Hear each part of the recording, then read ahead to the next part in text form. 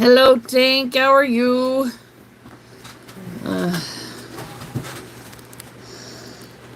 Greetings. It's another warm day. This is There we go. out of alignment. Is this how we want this?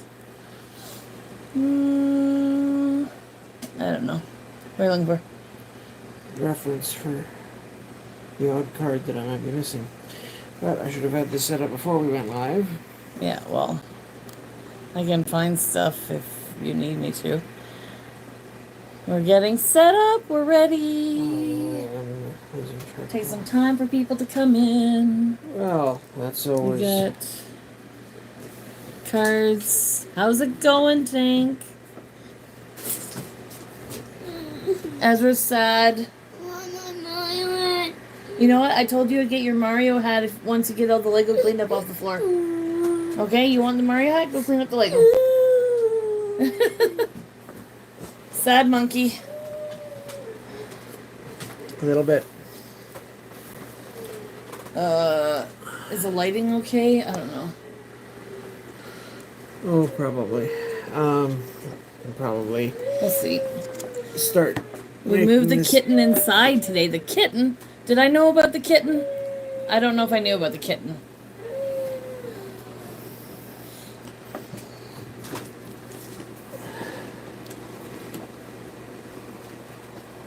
I need to get my iPad.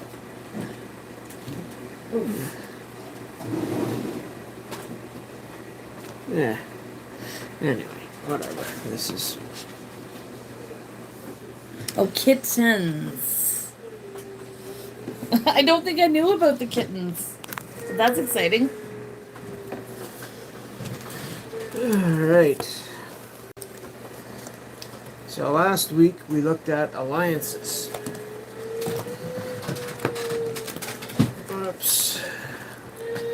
And this week This week we're going to tackle Coldsnap because I gotta go do it's that. related. I mean, it's a decade later, but it's related.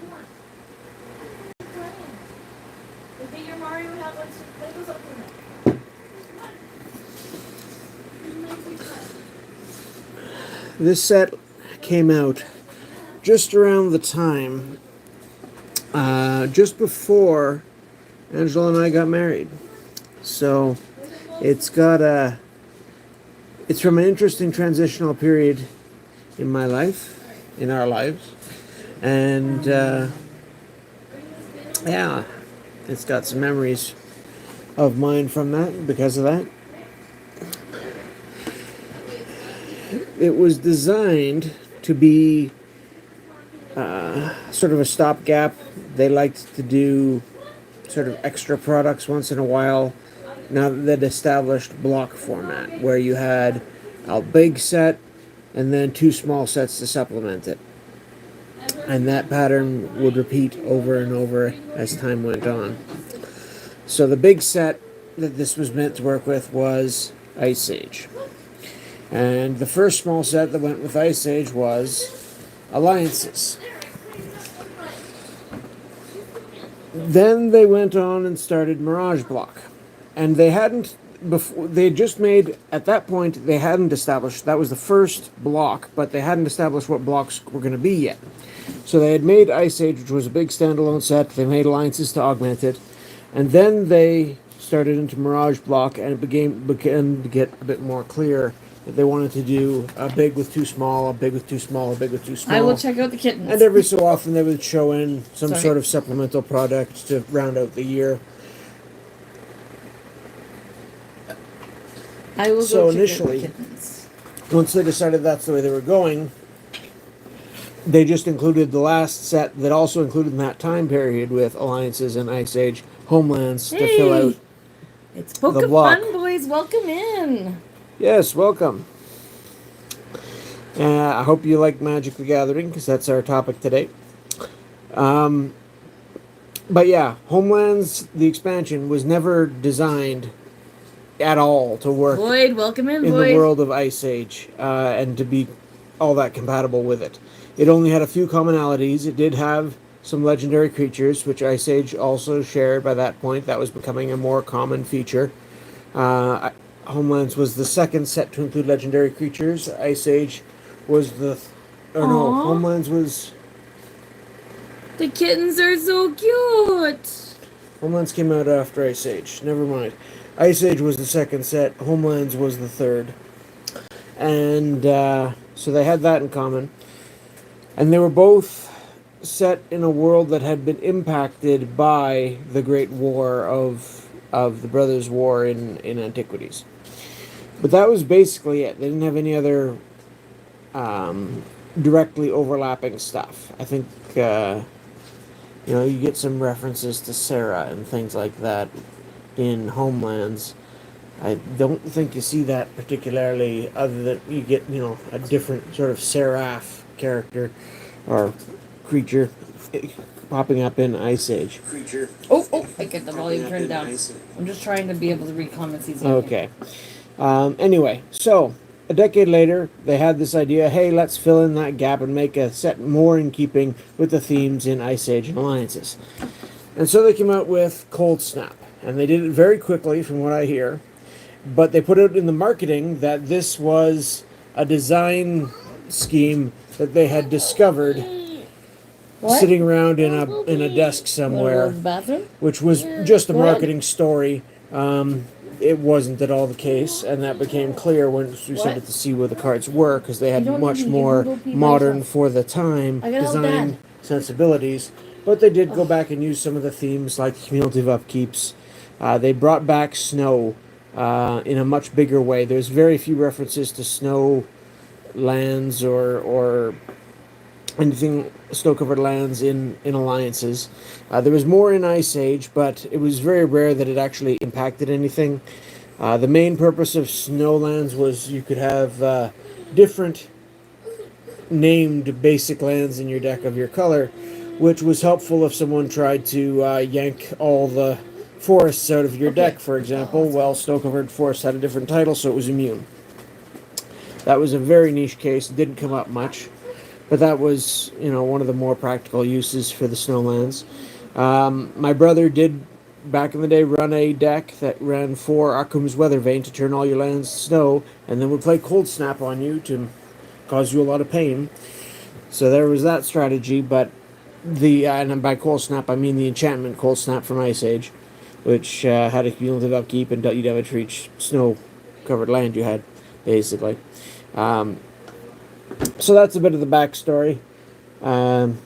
They pushed this product out. It's a small set.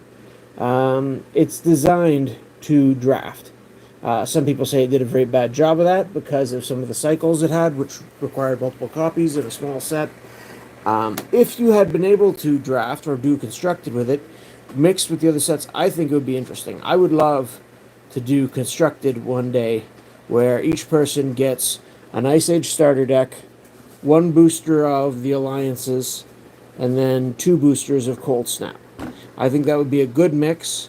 You could get some fun building there that way.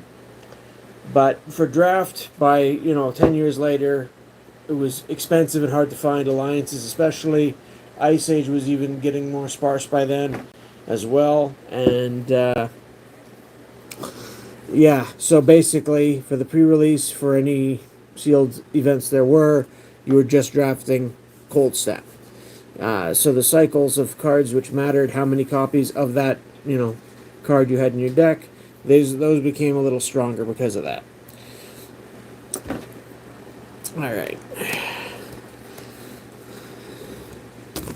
So we'll start with the white cards.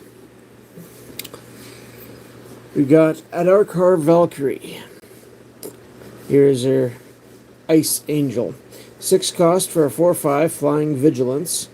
And when tap it, when target creature other than Adarkar Valkyrie is put into a graveyard this turn, return that card to play under your control.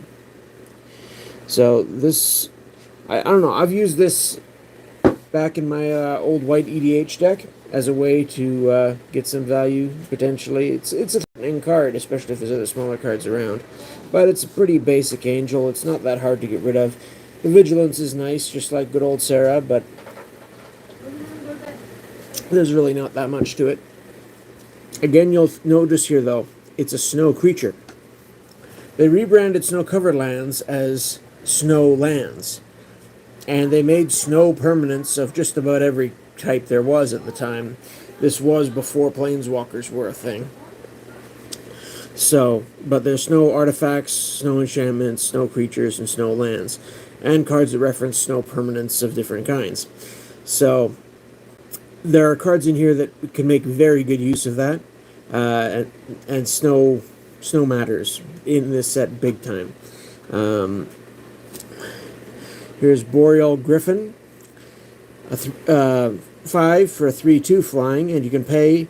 This is a snow mana, so it has to be produced by a permanent that is snow type.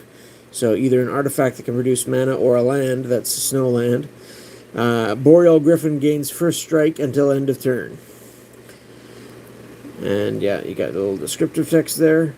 More than snow falls from the boreal skies.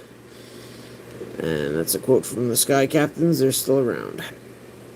And this one said, she doesn't escort the dead to the afterlife, but instead raises them to fight and die again. Next, we've got Cover of Winter. Snow enchantment for 3. Cumulative upkeep, a snow mana. If a creature would deal combat damage to you and or one or more of your creatures you control, prevent X of that damage, where X is the number of age counters on Cover of Winter. That was another thing. By this time, cumulative upkeeps were redefined to work with counters. Not too many I was never a left. fan of that, but it does aid for effects like this. Simplifies it a little bit. Ugh. I don't like it because that means it's too easy to manipulate as far as I'm concerned with things that move counters around, which they started to do again a little bit later on. And you can pay snow to put an age counter on Cover of Winter, so you can make it, you can speed it up basically. Next, they did focus on some of the creatures that were quoted in the Ice Age and Alliances and never got their own character cards, their own legendary creature. This is one of those, Darien, King of Keljor. 3/3 for 6 is a little steep as just the body itself, but his ability can be quite strong.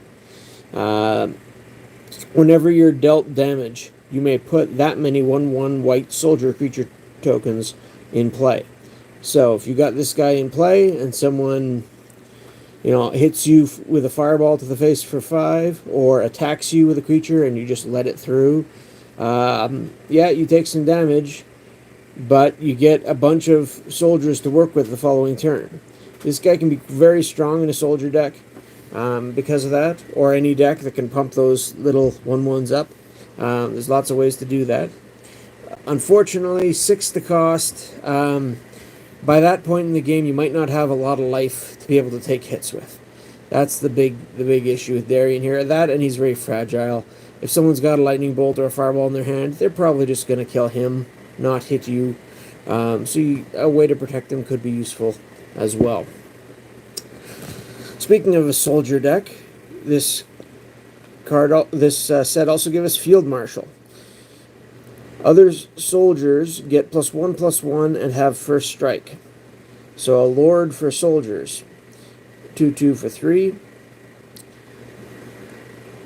The Knights of Strongblad struck Darien's roost from 2 sides. They would have caught Keljor in a pincer attack were it not for Darien's tacticians. And I forgot the flavor text on King Darien there. With his dream of unification fulfilled, Darien became the last king of Keljor. Those who followed were known as the Kings of New Argive.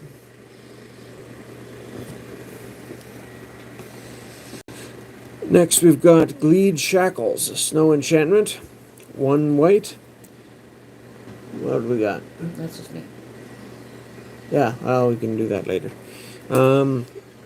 Enchant creature can't block, and its activated abilities can't be played. I asked. An enchant creature gains defender until end of You see turn, the question so it I can't asked? attack either. If you're paying to just keep it from doing that. I asked if Coldsnap was in anyone's top 10s MTG sets, and Tank. I don't know enough about it, so yes. Well, fair enough. It is an interesting one just because it's got such a unique history. Being made late, as I mentioned before, to fill out a block, the first block that was made in a way, but that had been started, a decade earlier. What do you got? We don't need to choose. Which, you'll notice if you saw my Alliances one last time, the borders and frames on these, well, here, compared to the cards from Alliances, they still had the old border and frames. This is the white cards, so. But it's a very different aesthetic that they came out with by this point. And it is a little jarring if you try and play them together. Just put the shoes down, you don't need them. Anyway, Glacial Plating. For 4, you get a Snow Enchantment Aura with cumulative upkeep of Snow Mana. Enchanted creature gets +3/+3 for each age counter on Glacial Plating.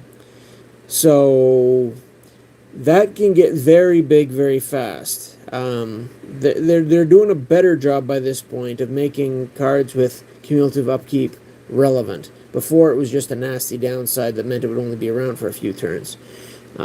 Here they're making it actually have a stronger effect based on the upkeep, and that goes a long way to making the card more of a threat. Joltund Grunt, a 4/4 for 2 is way above your usual cost. Soldier and Giant, so he gets, a bonus from your field marshal up here if you happen to have one. Cumulative upkeep, put 2 cards in a single graveyard on the bottom of their owner's library. So this guy used to see some play from time to time as a way to combat graveyard strategies. You could bring back threats from your graveyard, do shenanigans like that. Because you could get rid of your opponent's graveyard. It would also be useful for dealing with your own in a pinch. But a 4/4 for 2, great rate for a creature, and that ability was relevant in certain matchups for sure. So, yeah, this guy definitely saw some tournament play. As an uncommon, not super valuable, but it had its place. Next, we got Jotun the Owl Keeper. And here you get a 3/3 for 3. Cumulative upkeep, white or blue. And when the Owl Keeper is put into a graveyard from play, put a 1/1 white bird creature token with flying into play for each age counter on it. So again, it's just a 3/3 for 3 with cumulative upkeep, but if your opponent waits too long to get rid of it, you could get a whole flock of birds when this guy died. So that's can be trouble brewing.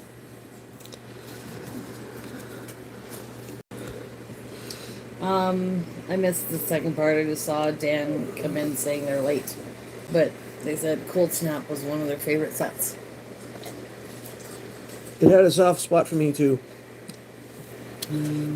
I love the old, Ice Age was one of the sets that was out when we just started playing. So, the theme of Ice Age, and again, I'm in Canada, we have very cold winters. It was a relatable set. And so returning to that was something that excited me quite a bit. We are here. Looks like the Urza sets seem fun. Yeah, I was glad to see they were getting back into more detail from the old Urza's War from Antiquities. Unfortunately, those came out in a period where I wasn't playing much, so I don't know that much about them, to be honest. Kil'jaeden Gargoyle is a 3/3 for 6, flying and first strike. And when Kil'jaeden Gargoyle deals damage, you gain that much life. So it's got sort of lifelink effect, or what do they call that now? There's a keyword for it. The what? I don't know. I forget. There's a keyword for that. Basically, whenever it deals damage, you gain life. Flying in first strike is nice. It is a little bit small again for a 6-mana creature, 3/3. Didn't see a lot of play, but it could be handy, especially in limited. which just means if you're drafting it or building constructed from just a limited number of packs. Keljoran Javelineer, a 1/2 for 1, cumulative upkeep 1, and tap it. Keljoran Javelineer deals damage to target attacking or blocking creature equal to the number of age counters on the Javelineer. This year the party can start now. That's good. Personally, I like the old occasion Javelineer a little bit more, just because you don't have to mess with the upkeep, and Lifelink. it can do damage to anything. Yes, lifelink. That is. I was drawing a blank on that. I should have known that. Anyways, but yeah, that's what that would be. Now it would be flying first strike, lifelink, basically. The gargoyles were taken from the walls of the flooded Keljoran cities and brought upland to guard the outposts of New Argive. You want what? But yeah, because of the use of cumulative upkeep to make it stronger, this guy's certainly a useful option, or gal, whatever. They've made the art, We'll get the last couple I guess you'd say, more inclusive by now. Okay? Keljoran Outrider. Okay, go get 2/2 for 2, standard grizzly bear stats. It's a soldier though, so again, you could get bonuses from your marshal. Try to keep an eye on the Pay a white, and Outrider gets +0/+1 until end of turn. So this I like because it goes back to the old dog riders that we had from alliances there. These ones were banding, but you still have the same sort of idea here, except they didn't bring back banding for the set. That's one of the old abilities they decided to skip, which I find unfortunate, but it has its reasons, I'm sure. People were confused by it and all the rest. So I listen to people. He sniffs the wind, and we both sense something big coming, something very big. Yes, this is Coldsnap. I like Coldsnap. It was a set that I appreciated, a return to some of the old themed cards from Ice Age. Keljoran Warcry, a white and a colorless. For an instant, creatures you control get +X/+X until end of turn, where X is 1, plus the number of cards named Keljoran Warcry in all graveyards. There's a set of these, which each get better depending on how many of these cards that you've already played, basically, and are in your graveyard. That ability idea, I've heard, was taken from the card Kindle back in Tempest, I believe, which was a burn spell, which cost a red and a colorless, and dealt, I think it was 2 plus the number of Kindles in your graveyard, something like that. It was used, and they've made a whole series based on the same idea here, which, being a small set, and if you were drafting 6 packs of just this, you'd have a good chance of getting multiples of the commons, so these could be strong in that format. Of course, now, with Commander being so popular, these cards are not hot in Commander, because the chances of getting multiples there are far lower, unless you're dealing with something like a Nazgul, which allows that, or, the other types of cards which do. King Darian's breath crystallized and fell to the frozen battlefield, but its command carried true to all soldiers of New Argive. Luminescence. For 1 white, you get an instant. Prevent all damage that black and or red sources would deal this turn.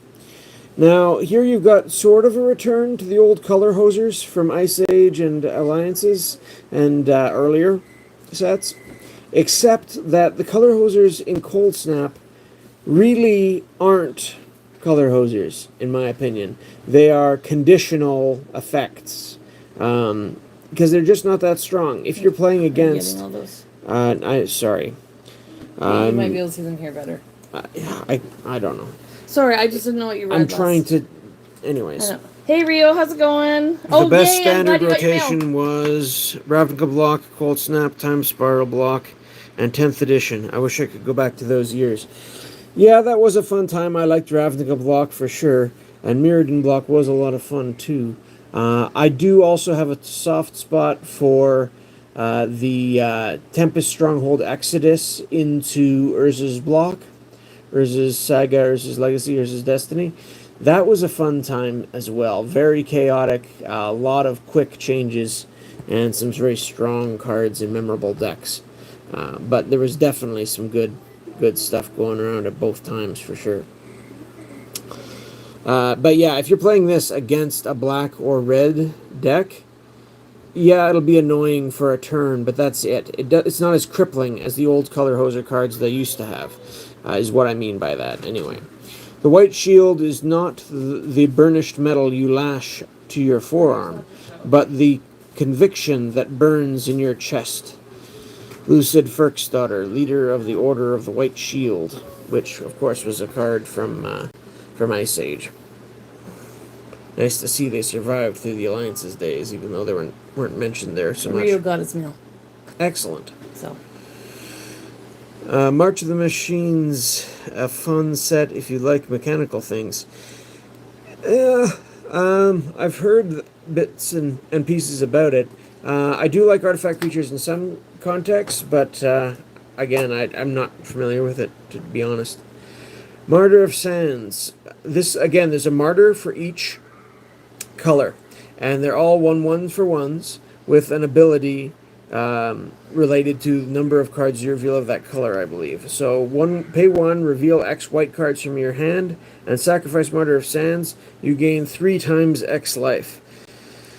So it can give you quite a life boost if you got a full hand and you're playing a mono white deck. That's definitely true. A little bit more effective than some of the old life gain cards they used to make. Only in our vulnerability is there true power, and that power is life itself.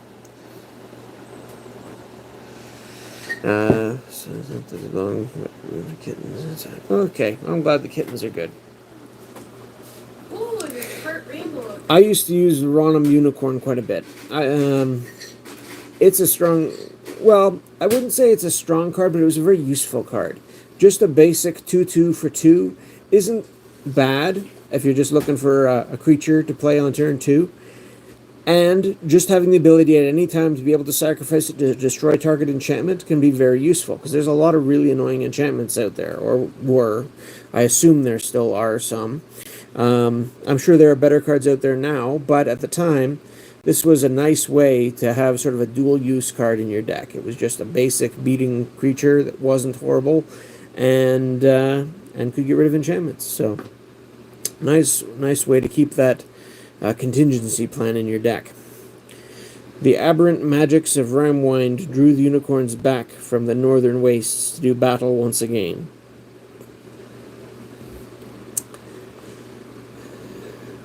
And Squall Drifter. Snow creature. You notice the unicorn isn't a snow creature, neither were most of the soldiers we went through here. But this one is... Oh, nice. I love rainbows, and double rainbows are extra nice. I'm going to go take a picture with my iPad because it looked really weird. Okay. But here you get a 1/1 flying for 2, which at the time, back when the Ice Age block anyway, this would have been considered, pretty typical cost for a 1/1 flyer. And pay a white and tap it to tap target creature. So that's a useful ability. I'm trying to remember what the little guy riding the zebra from Mirage was called.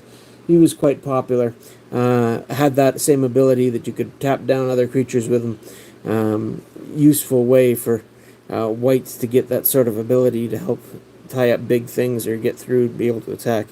Bear, that's an instant speed removal. Amazing card back in the day. Absolutely. That's about the unicorn, and I fully agree. The scouts claim that the cold has malice and a mind. I begin to believe them. Impassable drifts seem to appear before us at every turn. And this is from Avar Borg, Northern Guide journal entry. Sorry. I used to try and work one of these into one of my snow decks quite frequently. Well, that's nice. Sun's Bounty. Pay 2 for an instant, you gain 4 life, and it's got Recover. Recover was a neat ability they put in here. Whenever a creature is put into your graveyard from play, you may pay 1 and a white. If you do, return this card from your graveyard to your hand. Otherwise, remove this card from the game. So after you've used this, gained your 4 life, it's sitting in your graveyard. Next time a creature dies, one of your creatures, because it has to go to your graveyard, you've got that one opportunity as the creature's going in to try to recover this by paying the cost. If you don't, it's just gone. You've lost your opportunity to recur the spell.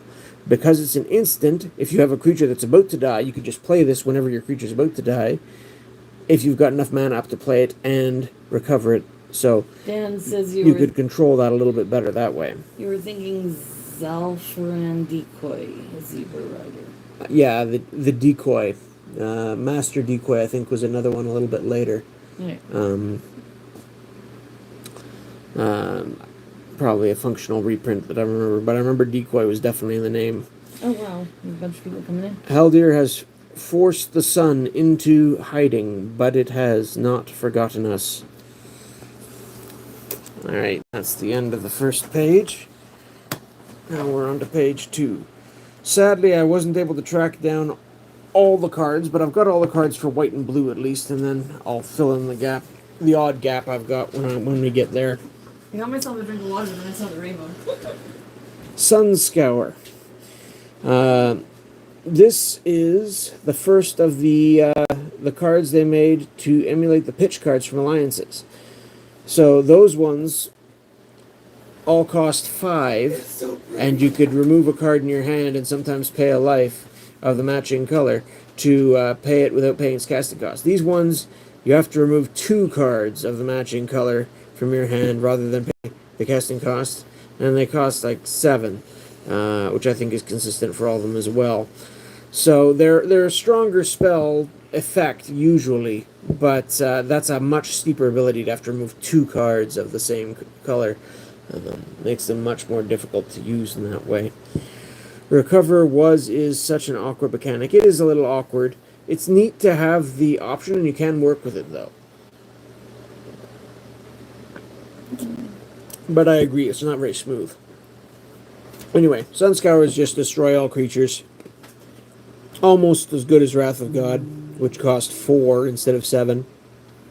I mean, it's not useless, but it's not great, and I don't think it's one of the better ones. But when you need a Wrath effect, it's a Wrath effect, and you can even get it without paying mana if you are desperate for that. Surging Sentinels. This one was infamous in drafts. If you could get a bunch of them, if you people weren't paying attention to white for some reason, a 2/1 first strike for 3 isn't great, but with Ripple 4, if you're only building a 40-card deck in a draft and you were able to pull 5-6 copies of this, it's quite easy to get an extra hit sometimes. So, Ripple, when you play this spell, you may reveal the top 4 cards of your library. You may play any revealed cards with the same name as this spell without paying their mana costs. Put the rest in the bottom of your library. And if you do hit a second, guess what? It comes in, you get to Ripple again.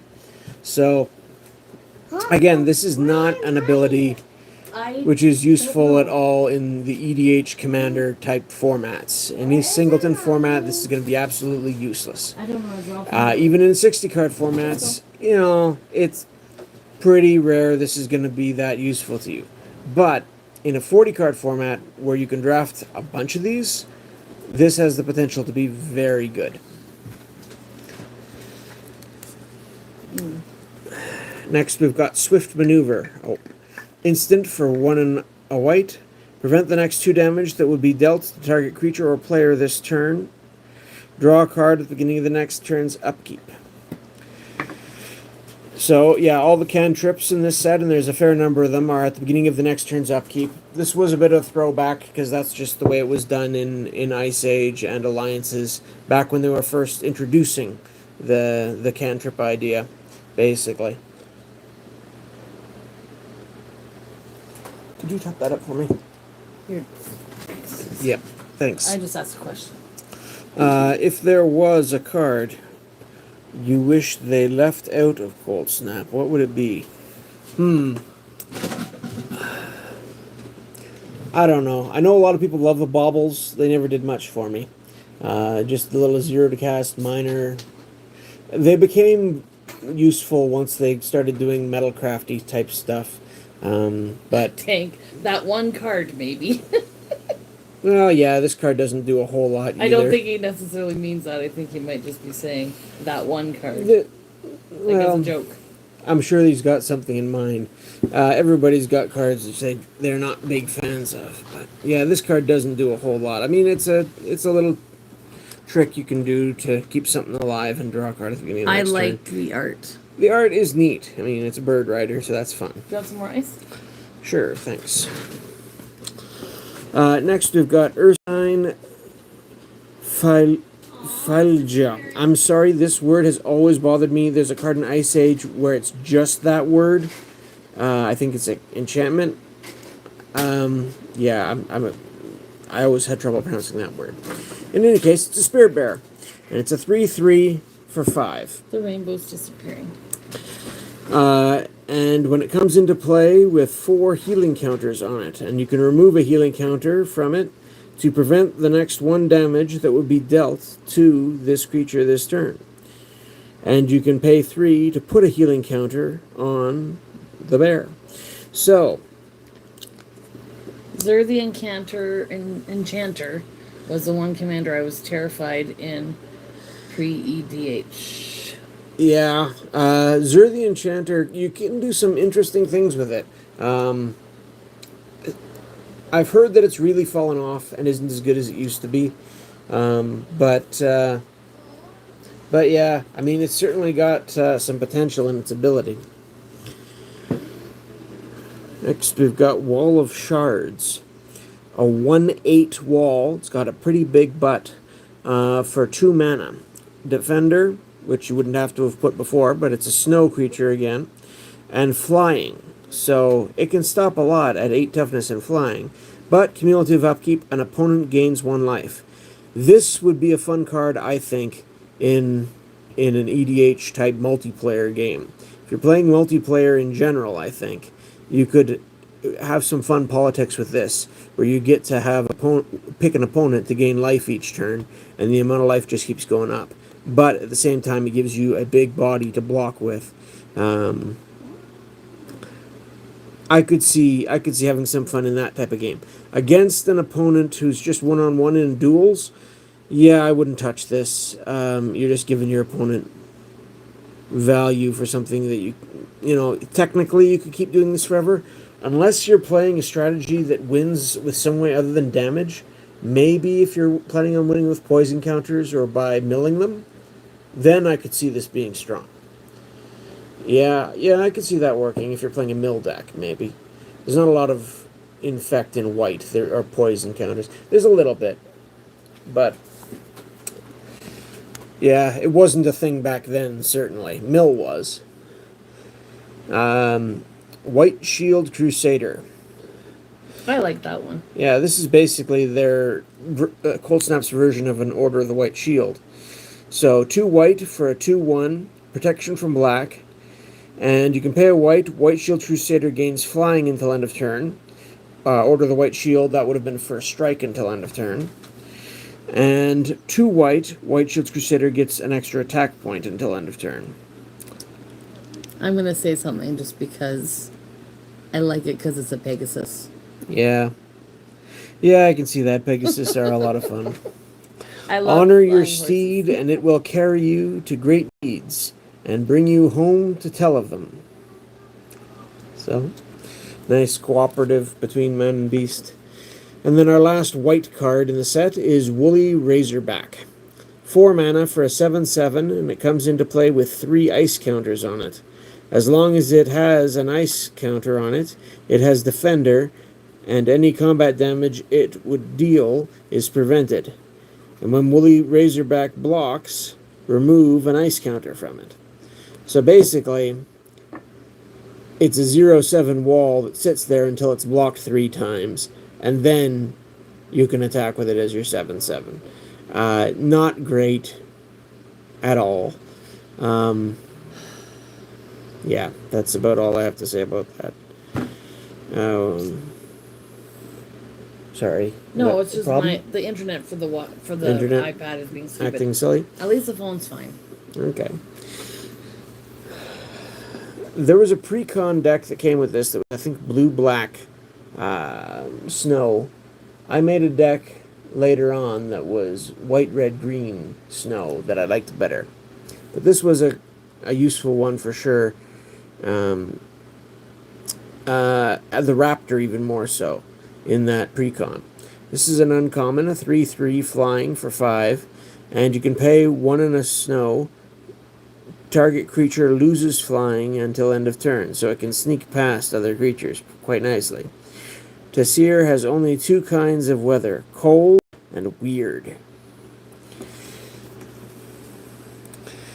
And Akram Dagson, another character who finally got a legendary creature to represent them. 2/2 for 4. Tap it, target artifact creature's controller sacrifices it. That player may search his or her library for a non-creature artifact card and put it into play, then shuffle his or her library. You could have used this. I mean, if you throw out something small and quick like an Ornithopter or Brassman or any sort of artifact creature that costs 1. There's a handy one I'm thinking of. Is it Sentinel? Something Sentinel from Alliances. It's a 1/1 for 1. Sacrifice that and then go get whatever non-creature artifact you want from your deck and put it into play. There's a lot of big non-creature artifacts that would be very handy.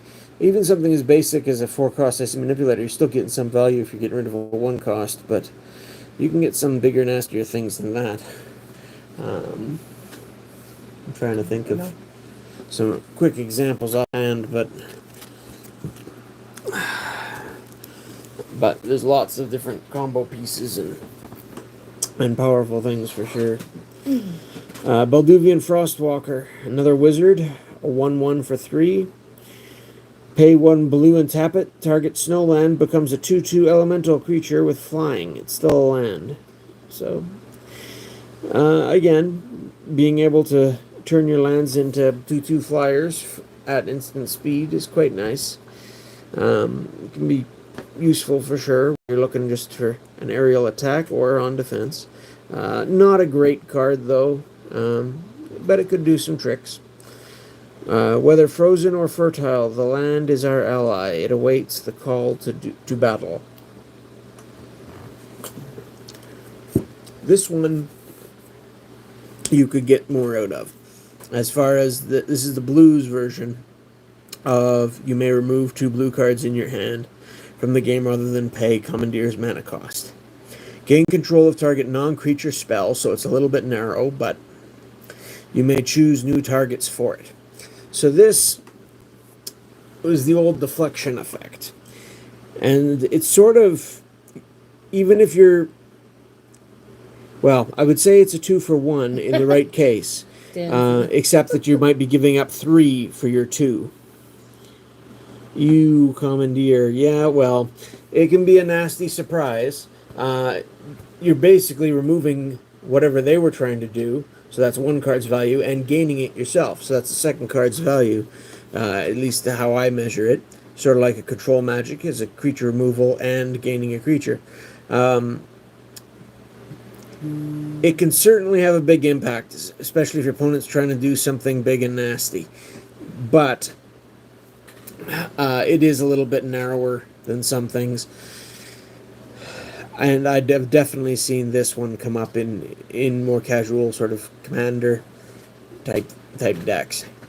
Welcome in, Snack Bread. How's it going? Next we have Controvert. So this is just your basic 4-mana counterspell. A little bit expensive, but still useful at times. Your estimation is correct, but I have bad memories of being commandeered. Yeah? Yeah, it can certainly be a nasty play if you get the right opportunity. There's no question about that. And the fact that you have to give up 3 to get your value, that is steep, but it can certainly take people by surprise if they think you're tapped out. Even Ooh. playing it at face value can be worth it. Ooh. Snack Bread's comment. Where are we? Right at the bottom. Going all right, just head. Hernia. Just. Oh, yeah, that's not fun. Well, I hope your recovery goes well. What game is this again? This looks very familiar. Magic the Gathering. We're talking about Coldsnap, which they made a decade later to fill out their first block, which they never really completed with Ice Age and Alliances.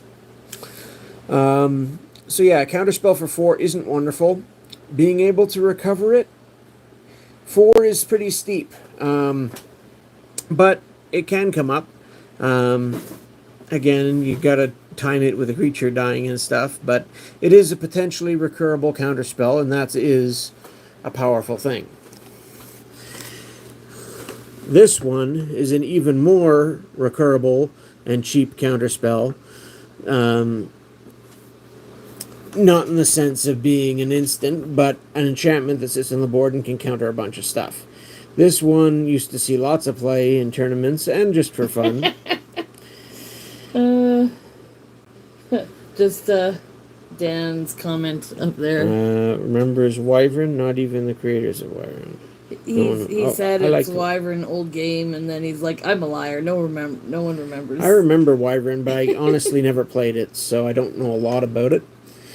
But I remember seeing some misprints that had Wyvern backs on Fallen Empire's cards. That was interesting.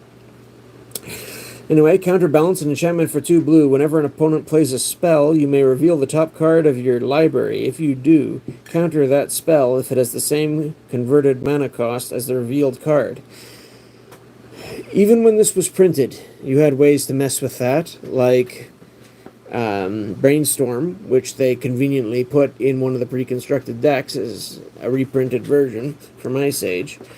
Incidentally, those reprinted cards look so goofy because they got the new borders on them. And the old Ice Age expansion symbol was a white snowflake. It was not meant to have different colors when they designed it. They didn't start doing that for different rarities until Exodus. And that Ice Age, yeah, it just doesn't look right.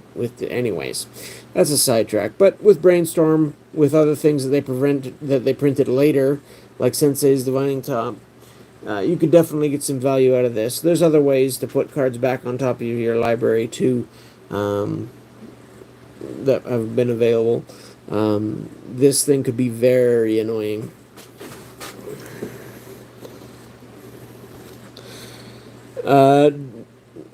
Drenlock. Oh man, this is another one I have trouble pronouncing. Drelnock. A 3/3 for 5. A Yeti mutant. Because Yetis aren't scary enough. Anyway, whenever it becomes blocked, you may draw 2 cards. So there's an incentive for your opponent not to block it. A Darkar's blank wastes make the mind wander, and stray thoughts are quickly caught and devoured. Yeah, it can be a little scary, but basically if your opponent has a removal spell, this thing's going to eat it pretty quick.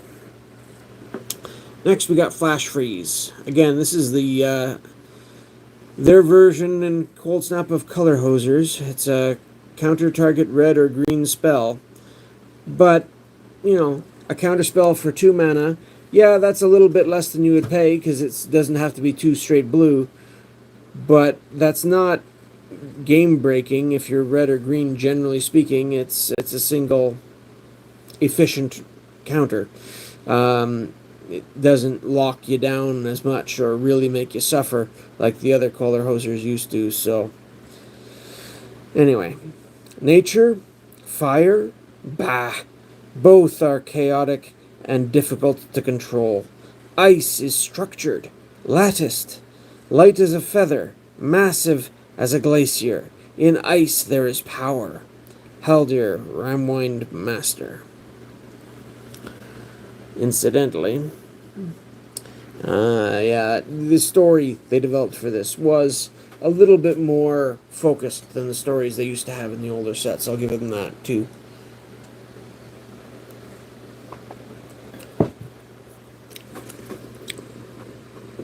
Although it's not quite as fun to piece together as Fallen Empires as was. Here's the Frost Raptor I mentioned earlier.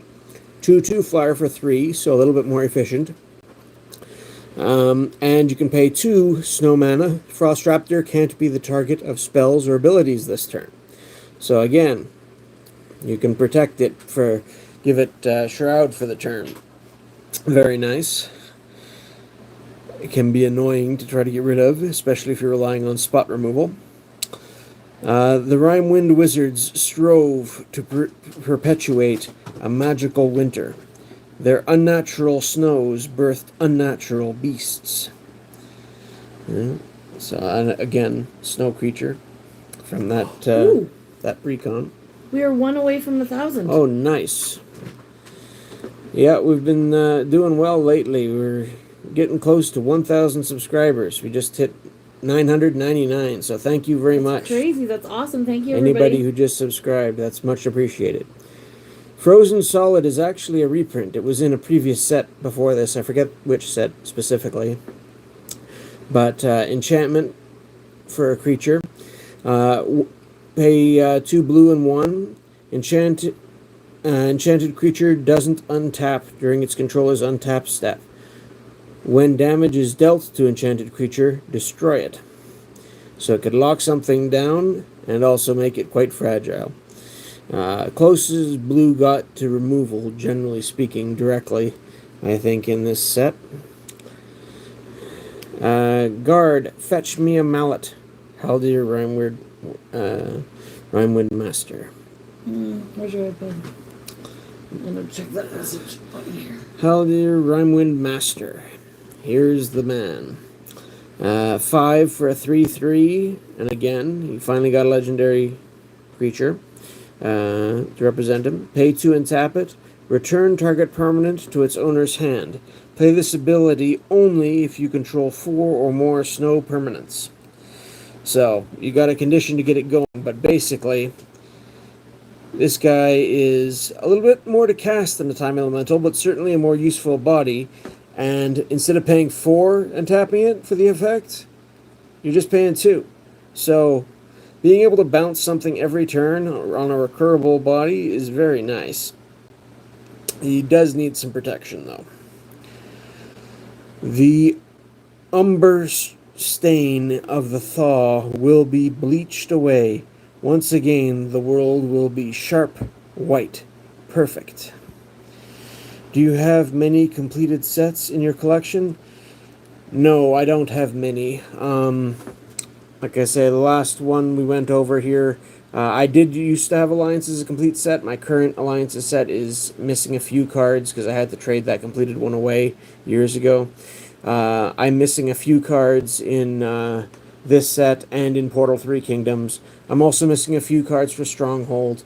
The only sets I actually have fully complete are Homelands and Fallen Empires that I'm aware of. I have commons sets for a lot of different sets, and I just like the flavor and like to share. But the sets that I've been closer to, I like doing these discussions with. I don't know why it was reviewing them. And that's the end of that page, so we're on to the next one. Oh, okay. Next, this guy's fun. Not great, but fun. Jokul Molder, or Jokul Molder, depending how you like to pronounce it. This basically, creature Leviathan, is sort of their fixed version of Polar Kraken from Ice Age. Polar Kraken was an 11/11 trample for 11 mana, with cumulative upkeep, sacrifice a land. Pretty nasty beast to work with. 12/12 is a hair bigger, and costing 7 is still an awful lot, but it's a lot better than costing 11. Much easier to play this. It's got I'd say not as bad a downside, but it's all comes up front. It won't kill you just by sitting there like the upkeep on the Polar Kraken will wipe out your whole land supply eventually. But this does take a big hit because it comes into play tapped. When it comes into play, sacrifice it unless you sacrifice 5 lands. You probably had at least that many if you were playing this by then.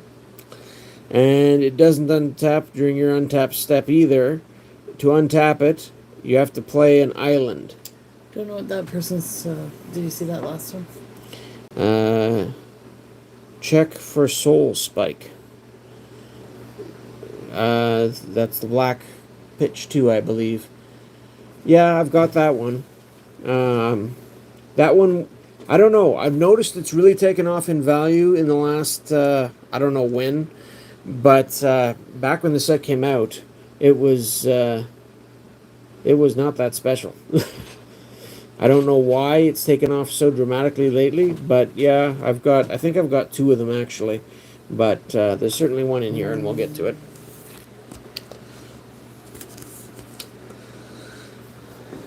Krovikan Mist. Blue and a white. A blue and 1, sorry. For an illusion. Star flying. Krovikan Mist power and toughness are each equal to the number of illusions in play. Not wonderful in this format. However, when one of the base sets came out, I'm trying to remember if it was M14 or M13, something around there, they had an illusion sub-theme where you could get a 2/2 illusion bear for 1 and a 5/5 flying illusion dragon for 4. I made an illusion deck with it then. It was nice. What does it say? It jumped from $40 to $60. $4. Yeah, $4 to $60 due to mono black in modern. Okay. I mean, mono black is where I would expect to see it played at any time, but apparently some deck made good use of it. I don't know. I don't know how you abuse that thing really, unless you've got a lot of recursion just to get a lot of cards in hand and dump it to get more life. But you're only getting 4 life, so yeah. I mean, there's got to be other options that are as good in my mind, but. I could see how it could be used in a deck like that, just coming off my head. Necro Dominance is the new Necro. Okay, well, paying life for cards is as old as Ice Age, so actually older, because Greed was back in Legends too, but that you had to pay more. Anyway, I do like Krovikan Mist in an illusion deck. Plague-induced dreams became real as they swirled above Krov, mingling with magical residue of the world spell. We did it. Oh, nice. We hit 1K. We hit 1,000 subscribers. Yay! Thank you, everybody, for getting us there. Yes, thank you very much, everyone. Krovikan Whispers.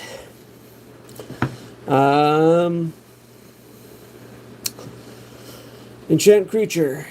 Cumulative upkeep, blue or black. You control enchanted creature. When Krovikan Whispers is put into a graveyard from play, you lose 2 life for each age counter on it. So yeah, gaining control of a creature is nice. 4 is what you used to rate it before, but you used to just have now to... it's time for 2K. That would be nice. Honestly, I wouldn't complain one bit. We've got some... Thank you, Tank. Some plans for a celebratory stream for hitting 1K. Are we gonna do a giveaway tonight while people are here? Or? I mean, we could. I've got a few cards. Someone was mentioning they like Zur the Enchanter. I could give that away. I've got an extra copy here. And we'll do that at the end. A few other rares from the set. I think the Thrumming Stone's probably the one that's worth the most, but I've got that's awesome. Thank you, everybody. A few there I could do a giveaway. That is so exciting. People are interested. Yeah. That's crazy. Oh my goodness, that's awesome. Oh, that's awesome. I don't like cumulative.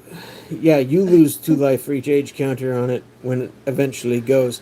I'd rather just play Binding Grasp, to be honest. This seems like a worse version.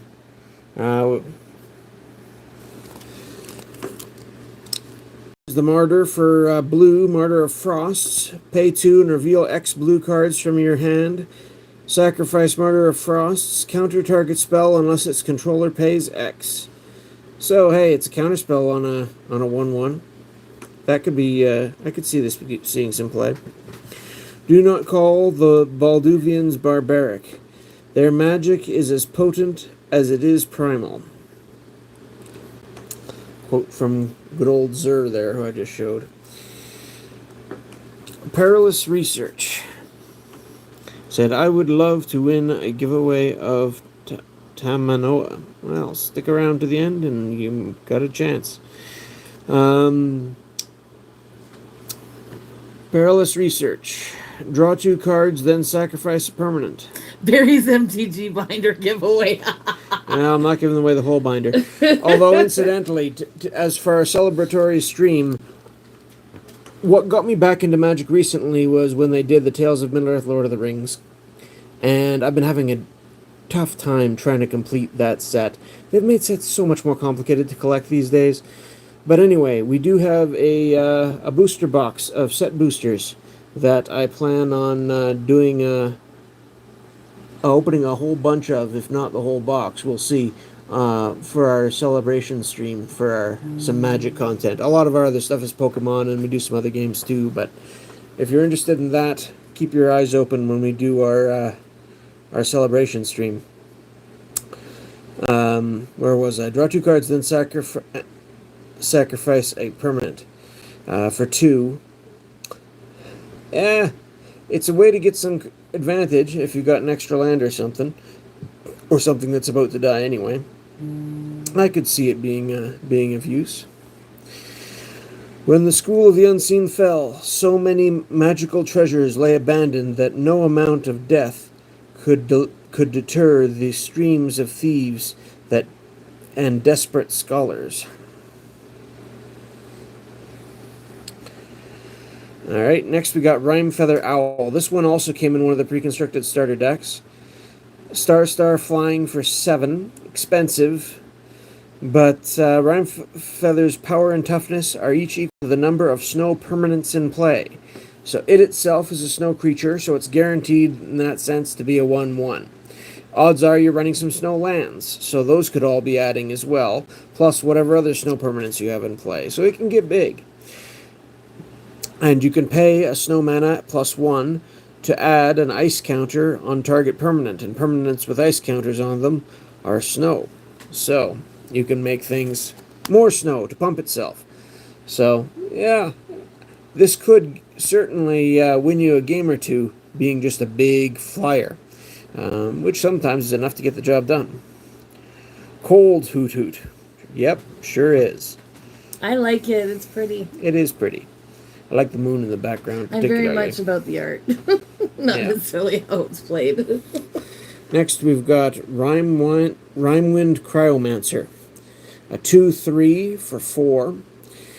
Pay 1 and tap it. Counter target activated ability. Play this ability only if you control 4 or more snow permanents. It can certainly be useful. There's lots of activated abilities out there. And if you keep this up and get this out early, you can be really annoying to people who are counting on fetch lands to do their mana fixing. Just saying. The thaw brings flooding, disease, and death.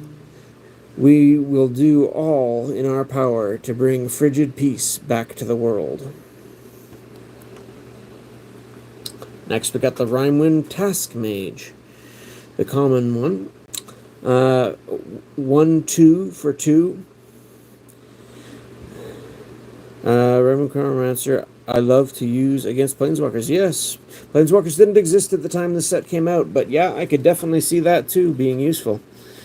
Pay 1 and tap, or untap target. Pay 1 and tap it to tap or untap target permanent. Play this ability only if you control 4 or more snow permanents. This guy plays very nicely with your Time Vault. Just saying. That's a combo I'd appreciate right there. Nothing like a snowy Time Vault. Anyway.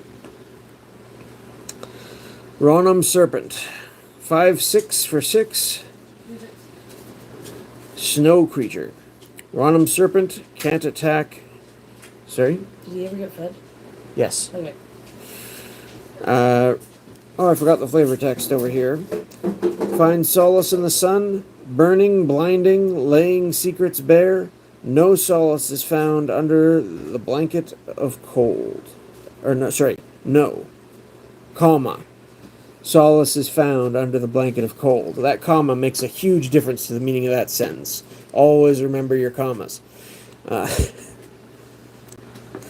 Did I read the flavor text on this one? The thaw brings flooding, disease, and death. We will do all in our power to bring frigid peace back to the world. Frigid and peace don't really seem like a combination that goes together. Well, I don't know. I mean, a snow-covered landscape is very peaceful in its way. Well, I suppose. Especially if it's like a fresh. Yeah. Where were we? Serpent can't attack unless defending player controls a snowland. So this is basically your sea serpent for snow. When you control no snowland, sacrifice Ronum Sea Serpent. With the spread of Ramwine's sorcerous winter, snow dwellers reclaimed their places atop the food chain. Alright. Next we got Rune Snag. So this is basically the Kindle version of Mana Leak, which is not a bad card. Nice to get a counterspell for a blue and a colorless. Used to be more common back in the day. It is conditional in this case. Counter target spell unless its controller pays 2, plus an additional 2 for each card named Rune Snag in each graveyard. So the first time you cast this, they need an extra 2 mana. The second time, the second copy of this you play, they need 4 extra mana, which is almost impossible in many circumstances. Then it gets up to 6. Yeah, even making them pay an extra 2, you got to be a little bit careful when you play it, but it's certainly a useful card. Concentration is key. Without it, a mage conjures nothing but a splitting headache. Zur the Enchanter. I like it. Then again, I've always liked counter magic as a nice option to keep. Surging Aether. 4 cost, instant. Return target permanent to its owner's hand. Ripple 4. So again, talking about how many do you have in your deck and how big is your deck, depending on the format. You're playing Commander, this card stinks. I mean, not completely useless, but really not great. But if you're playing Draft and you got a bunch of these in a 40-card deck, this could be very strong. I don't even like the art on that one. No, it's not great art. I feel like they could have done a better job. Yeah. I mean, they can do better than me. It's bounce. But It's potentially multi-bounce.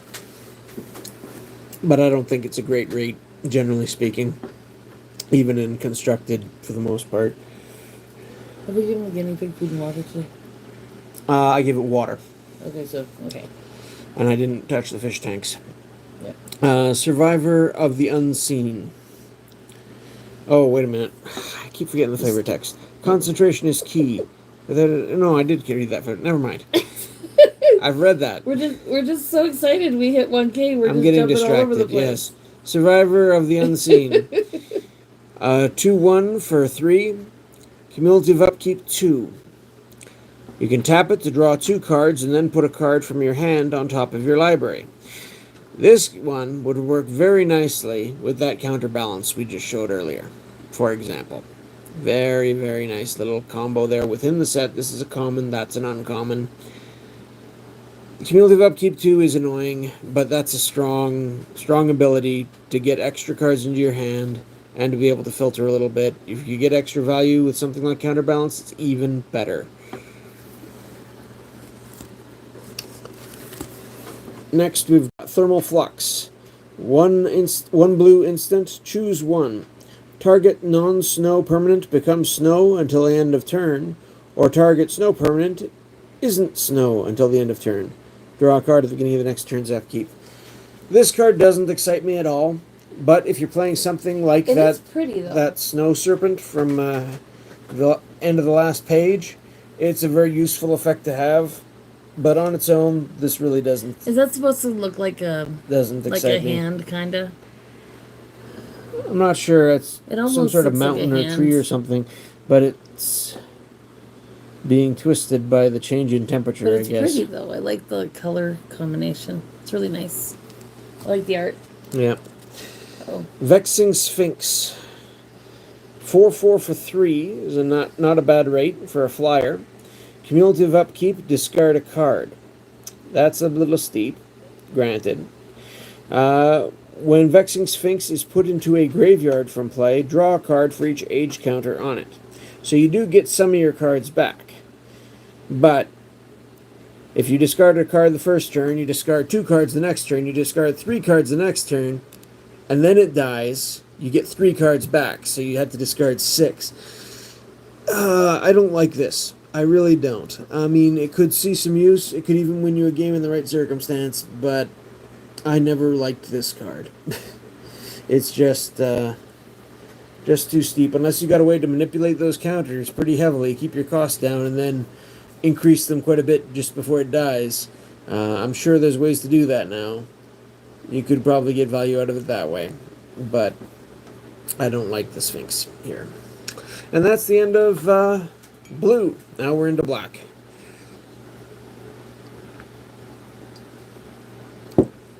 Balduvian Fallen. 3/5 for 4. Isn't bad for body. Again, it's got a cumulative upkeep of just 1 this time. When Balduvian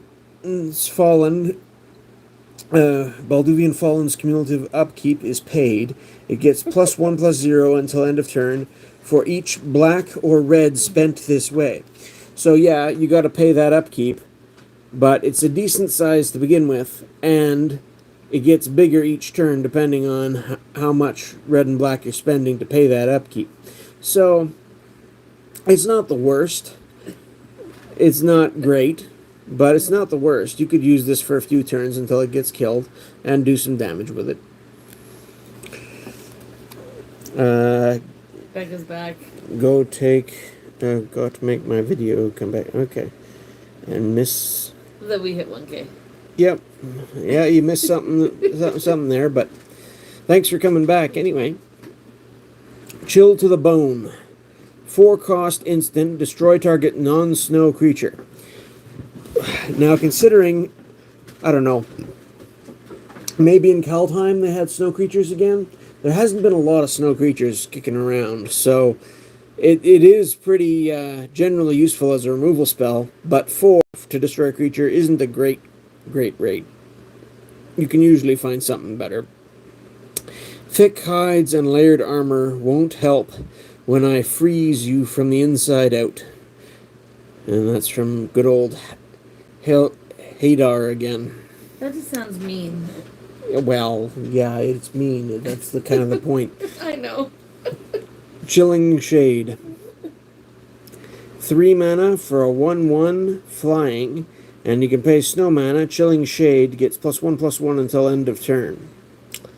You know what? I like it. You can build around... Having snow lands in your deck is so easy in this set. Basically, all your lands function as dual lands if you're using snow mana for their color and the snow. So it's real easy for all your mana to be snow and to even play an extra color.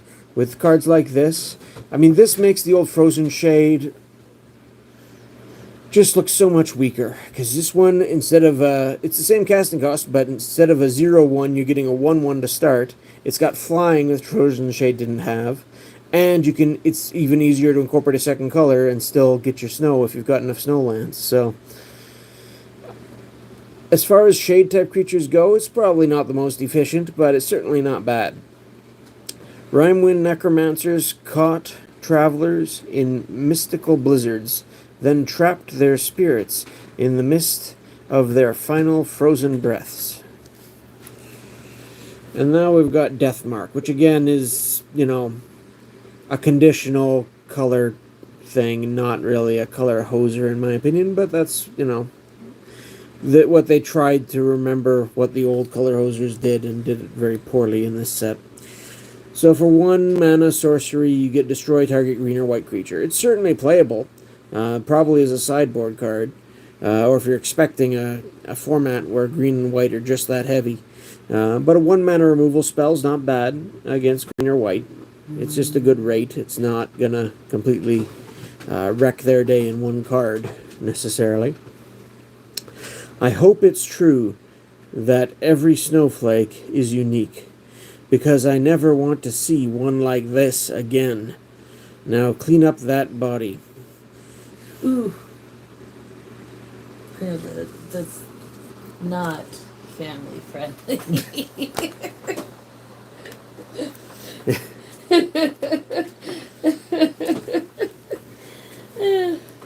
Disciple of Tevish Zat.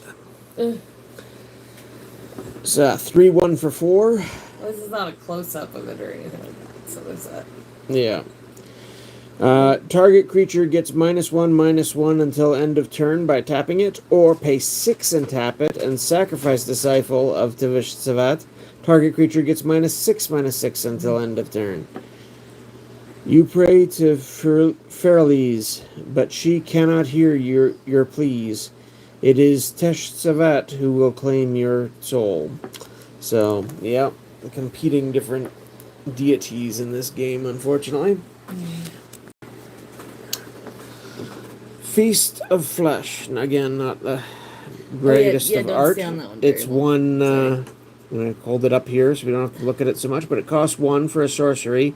Feast of Flesh does X damage to target creature, and you gain X life, where X is 1 plus the number of cards named Feast of Flesh in all graveyards. So it's another one. The more copies you get, the better it gets. It creeps me out. Starving an army that feeds on its enemies is a sound strategy. Oh. And that's from Garza Zol, Plague Queen, which is unfortunately one of the cards that I wasn't able to find a copy for tonight. So that's one of the holes, is that one once we get to her. Garza's Assassin. And Garza was the leader of a city of vampires in this storyline. So a 2/2 for 3 black. Sacrifice Garza's Assassin, destroy target non-black creature. And you can recover, pay half your life, rounded up. So it scales depending on how much life you've got. It might be worth it if you don't have much anyway, to always get a creature back, and you can use it to destroy another creature. But if you've still got most of your life, that's a pretty steep price to pay to recur this 2/2 for 3.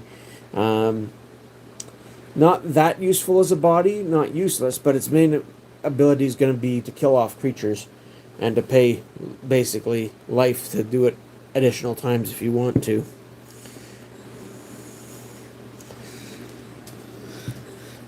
Next we've got Grim Harvest. Black is a rough color for family friendly, I'm sorry. Instant. 1 black and 1. Well, at least it's Return like target creature from your card from your graveyard to your hand. And you can recover for a black and 2. Again, useful to get your creatures back. Gristle Grinner. 3/3 for 5, zombie. I'll have to edit Whenever a creature is put the into description. a graveyard from play, Gristle Grinner gets +2/+2 until end of turn. And this one says, there was a clawing the ice as it chittered. There it was, clawing the ice as it chittered, clicked its teeth. We fled in horror before it unearthed its grisly meal. And next we got Gutless Ghoul. 2/2 for 3. And you can pay 1 and sacrifice a creature to gain 2 life. Yeah. Yeah. Make sure those wretches feed only upon the plagued. The blood of the healthy is reserved for me alone. And that's from the Vampire Lord there. Here's the one for black that I couldn't find. And this is Hakon. He's a 3/3 zombie for... What does he cost? I think it's... Sorry, I went off here. I think it might be 3 or 4. Sure. But he's basically just a generic creature. He was unique in that you had to play him from your graveyard. You could not play him. You passed him. Oh, did it? Oh. Shoot. Anyways. Starts with H.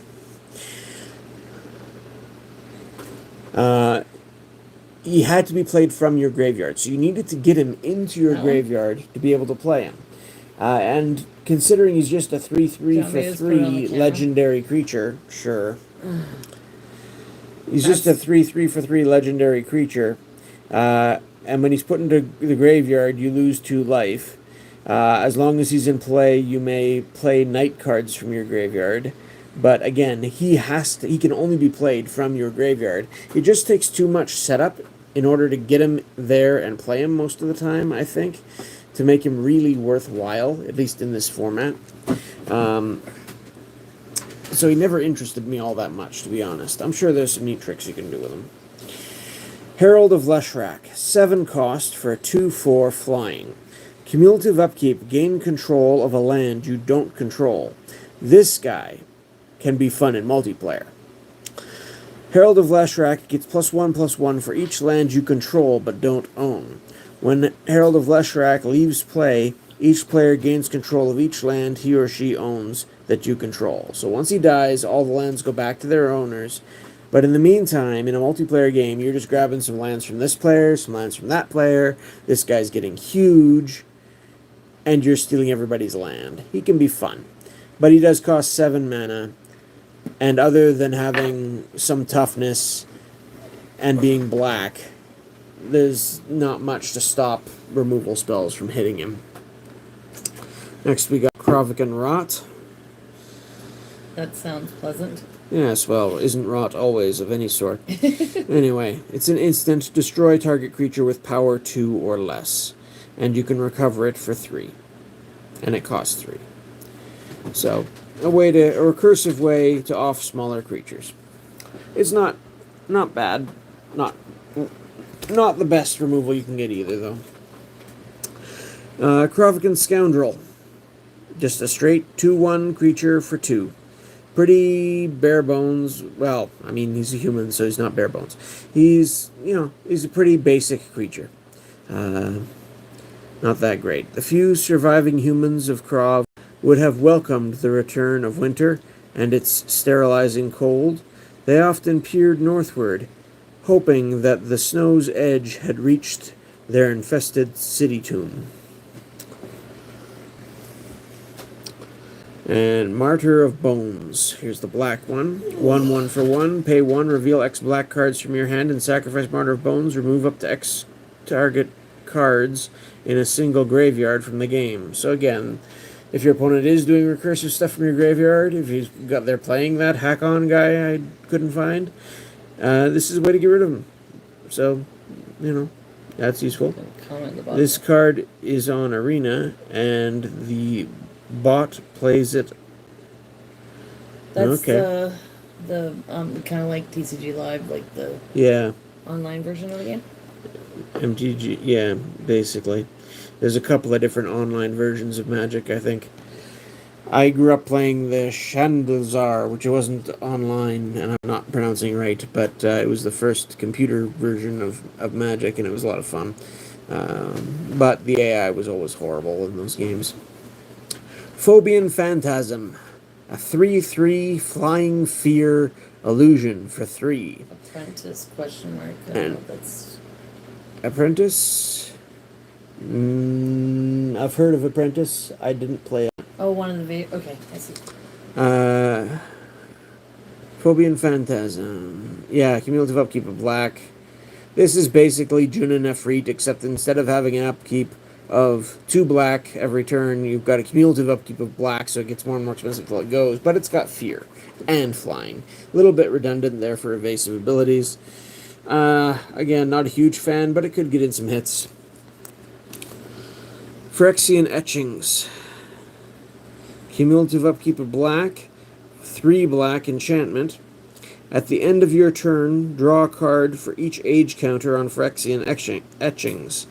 When Phyrexian etchings is put into a graveyard from play, you lose 2 life for each age counter on it.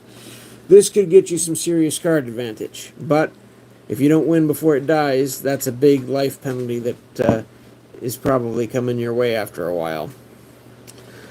That's what I played on originally. Yeah, I don't mind sort of the Magic Online games. They can be fun. I don't like when they tried getting me to rebuy my collection, basically, digitally. I don't like buying digital cards. And, yeah, AIs, I think, stink at playing this game. And, what was the other problem I had with online stuff? There's another thing that... Oh, I don't necessarily mind the TCG Live thing, because with that, they give you code cards with each deck, or each pack you do buy. Yeah, I mean, that's it. That is an advantage to how Pokemon does it, for sure. Rhyme Transfusion. Oh, by the way, this card plays into the story very well when the Master of Rimwind there gets offed by his successor. And he finds that, ooh, there's Phyrexian stuff that we can use, you know. It's very flavorful and a potentially useful card, too. My wife and I made a video on some... Okay. People still play etchings to this day. I honestly can't say I'm surprised about that. Rhyme Transfusion. Snow Enchantment for 2. Enchant creature, and the creature gets +2/+1 and has pay a snow. This creature can't be blocked this turn except by snow creatures.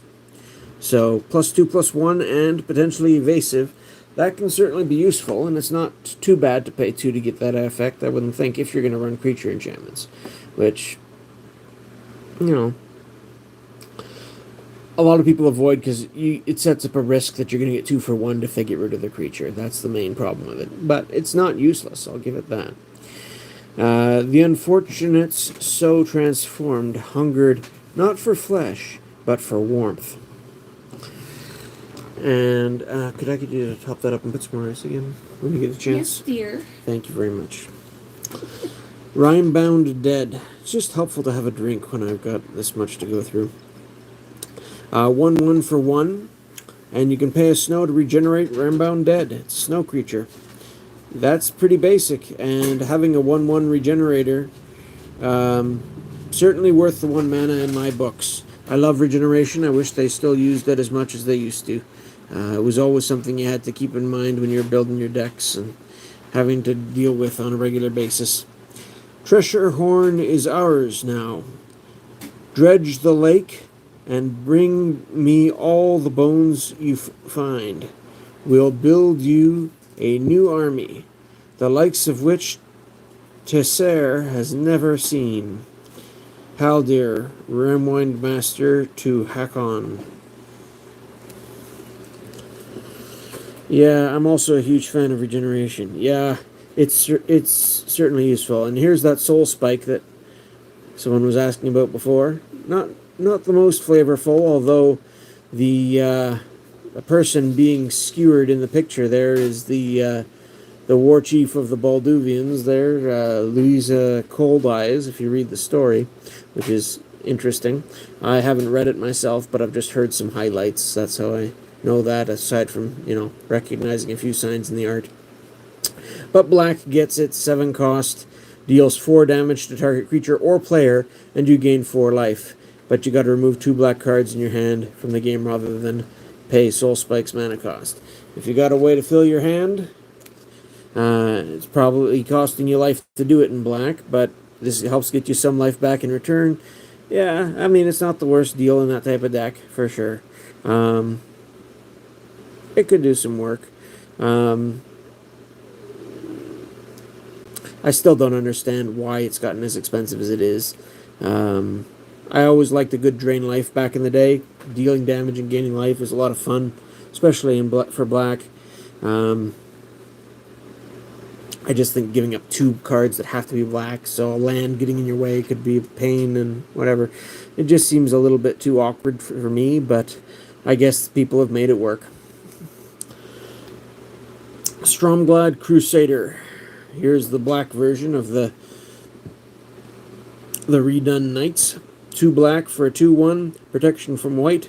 Pay 1 black to give it flying until end of turn, or 2 black to give it an extra power until end of turn.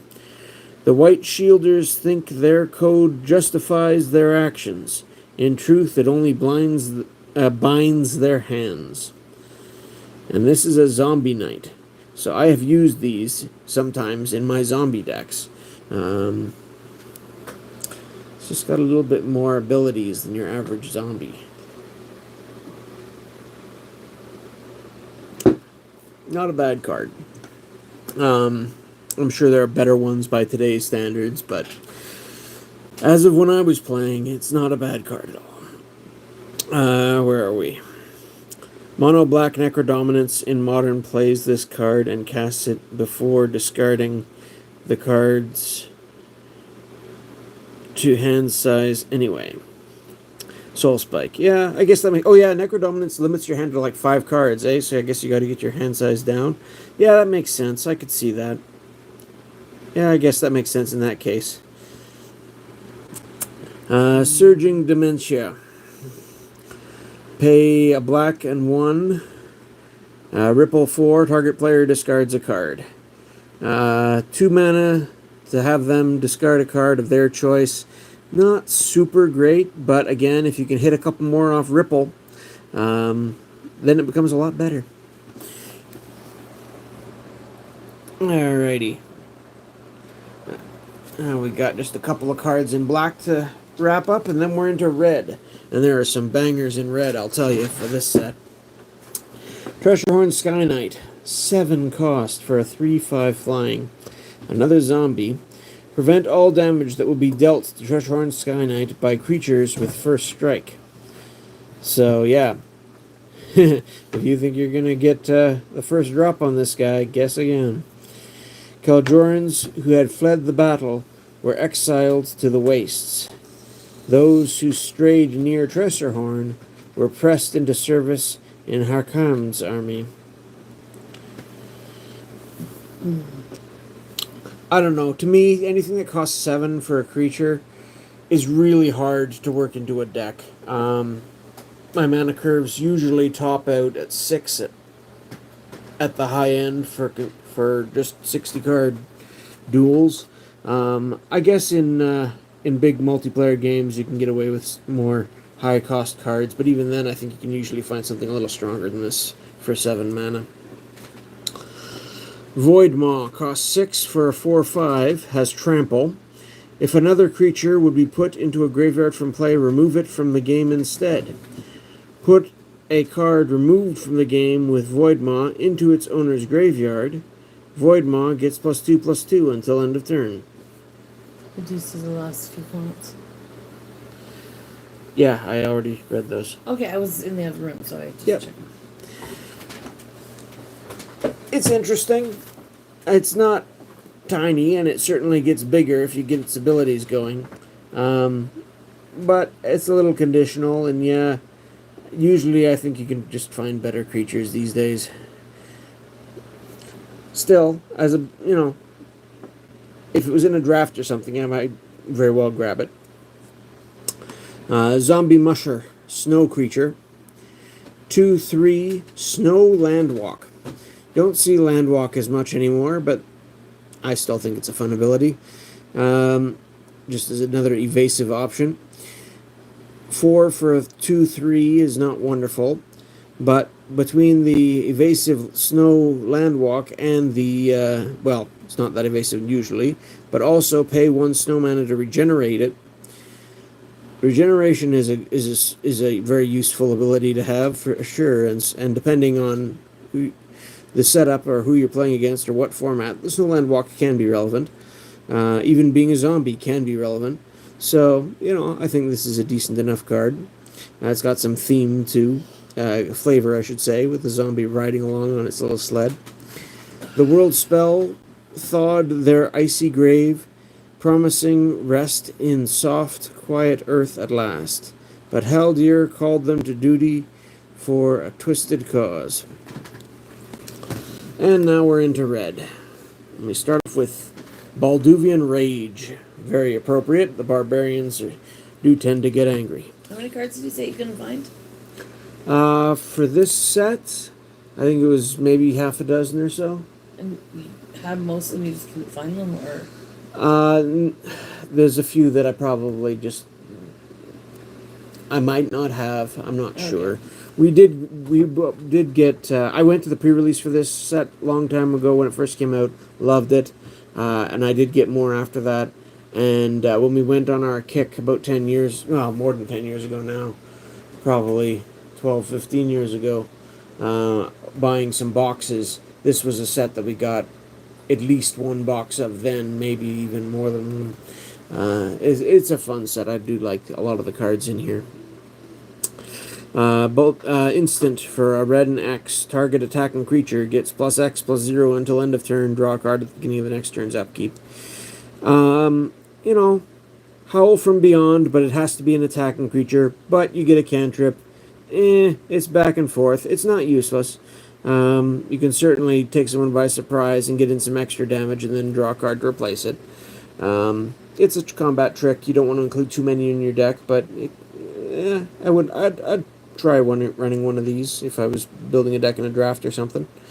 Let your heartbeat be the thunder in the valley. Let your swords be lightning on the peaks. Lothar Lovisan Balduvian Chieftain. And here we have the Balduvian Warlord. 3/2 for 4. You can tap him and remove target blocking creature from combat. Creatures it blocked that no other creature blocked this combat become unblocked. Then it blocks an attacking creature of your choice. Play this ability only during the declare blockers step. So basically, you get to switch where it's blocking. It's kind of like a false orders, which is nice. You don't see that ability a whole lot, but a 3/2 for 4 isn't wonderful. Braid of Fire. Now this card always intrigued me. An enchantment for a red and a colorless. Cumulative upkeep. Add red mana to your mana pool. Doesn't do anything else, just has cumulative upkeep, add red mana to your mana pool. And you're getting this mana specifically in your upkeep, so you can't use it to cast cards. So you'd need to have something like a creature with fire breathing, where you could just dump the red mana into it each turn, or some other similar ability that you can use during your upkeep to absorb all that mana to make use of it. But potentially you could get some use out of it. This would be much more dangerous to play if they still had mana burn rules like they did during Ice Age block when this came out. They would never have been able to get away with this card back then. It would be far too risky. But it sure is interesting. And there's got to be some ways to make good use of it. To a trained mind, the cold is but a momentary distraction.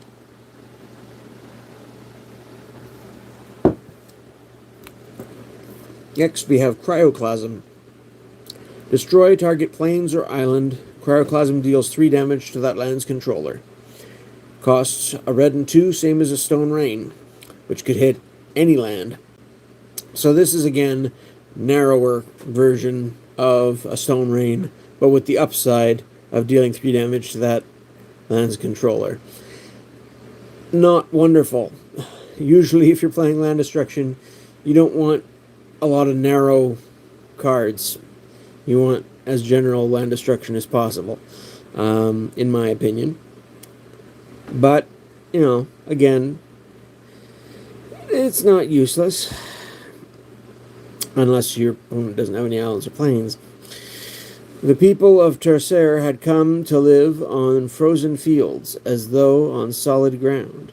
Nothing reminded them of the difference more clearly than the rifts brought on by the thaw. And then you've got Earthen Goo. A 2/2 for 3. Trample. And cumulative upkeep, red or green. Earthen Goo gets +1/+1 for each age counter on it. So when you bring it out, it's a 2/2 trample for 3. Not that's exciting, but on your first turn when you can attack, your next turn you've paid 1, so it's a 3/3, and it'll just keep getting bigger each turn after that. So it's not bad as far as goos go. I'd rather play this than Primordial Ooze. But yeah, it's not they did a better job with the cumulative upkeeps. I still think this one's not quite strong enough to really be something you would go out of your way for. Fury of the Horde is Red's version of a pitch 2 to play it for free for 7 otherwise. Untap all creatures that attacked this turn. After this main phase, there is an additional combat phase, followed by an additional main phase. So, basically, this is Relentless Assault. Except for 7 instead of 4, but you can pay 2 red cards and play it as a surprise if you were tapped out. Relentless Assault is a fun card, but I just find there's so often when it just takes too much setup because you have to have some creatures that can attack effectively on the board to make use of the extra attack. Doesn't always happen. Next, we're into... There, I just asked a question. What is everyone's favorite color combo to play? Either in this set or just in general. Ooh. I always had fun with all colors, but it can be so tricky to pull off. Well, I think different sets probably will depend Oh on the color you yeah, want set to play, by but set definitely makes a huge difference. Like I say, with this set, I really had fun with a red, green, white, snow themed deck with scrying sheets for a draw engine and all the rest. You can do a lot. Goblin Furrier, 2 mana for a 2/2 Grizzly Bear, Goblin Warrior in this case. Prevent all damage that Goblin Furrier would deal to snow creatures. There's a lot of snow creatures in this set, so that's a significant downside for your 2/2 Goblin for 2. My favorite for fun is probably Bant, blue, green, white, or Dimri, blue, black. Yeah, all the different shard colors and house colors from Ravnica. They took the names of those and now they're just used as a shorthand for different color combinations. oh, I So wouldn't understand that. no, it takes me a while to remember. I remember the Ravnica ones pretty well. The shard ones sometimes it takes me a second longer, but I usually can get them too. Clambering up and over the powdery slope, the goblin chanced upon a small furry thing. There they regarded each other, the goblin and his new pair of earmuffs. Shows the picture of him looking at a rabbit. I like it when they tie the picture and the flavor text together in a coherent way. Anyway, Goblin Rhyme Runner. This is a snow goblin, which is interesting. 2/2 for 3. You can tap it. Target creature can't block this turn. And you can pay a snow. Goblin Rhyme Runner gains haste until end of turn. So you draw this a little bit later when it's not exactly on curve anymore. You can throw an extra mana at it to be able to attack the turn it comes into play as a surprise, which isn't bad. Or give it haste so you could use its ability and tie up something. Either way, nice to have the extra option. Rhyme Runners set off avalanches to immobilize foes as well as to carve more challenging slopes. And you can see he's sort of snowboarding down the mountain there. Christopher Rush. I do like a lot of his art. I'm glad they brought him back for this set. I don't know if he's doing much anymore. Next we have Greater Stone Spirit. 4/4 for 6. Greater Stone Spirit can't be blocked by creatures with flying. And you can pay 3 until end of turn. Target creature gets +0/+2 and gains fire breathing, basically. Pay a red, this creature gets +1 attack until end of turn. So you could use that on itself and make it a 4/6 fire breathing if you've got the mana available, or you could use that ability to pump another one of your creatures. Having charted their way up the difficult face, the two mountaineers had to contend with the mountain's decision to stand up.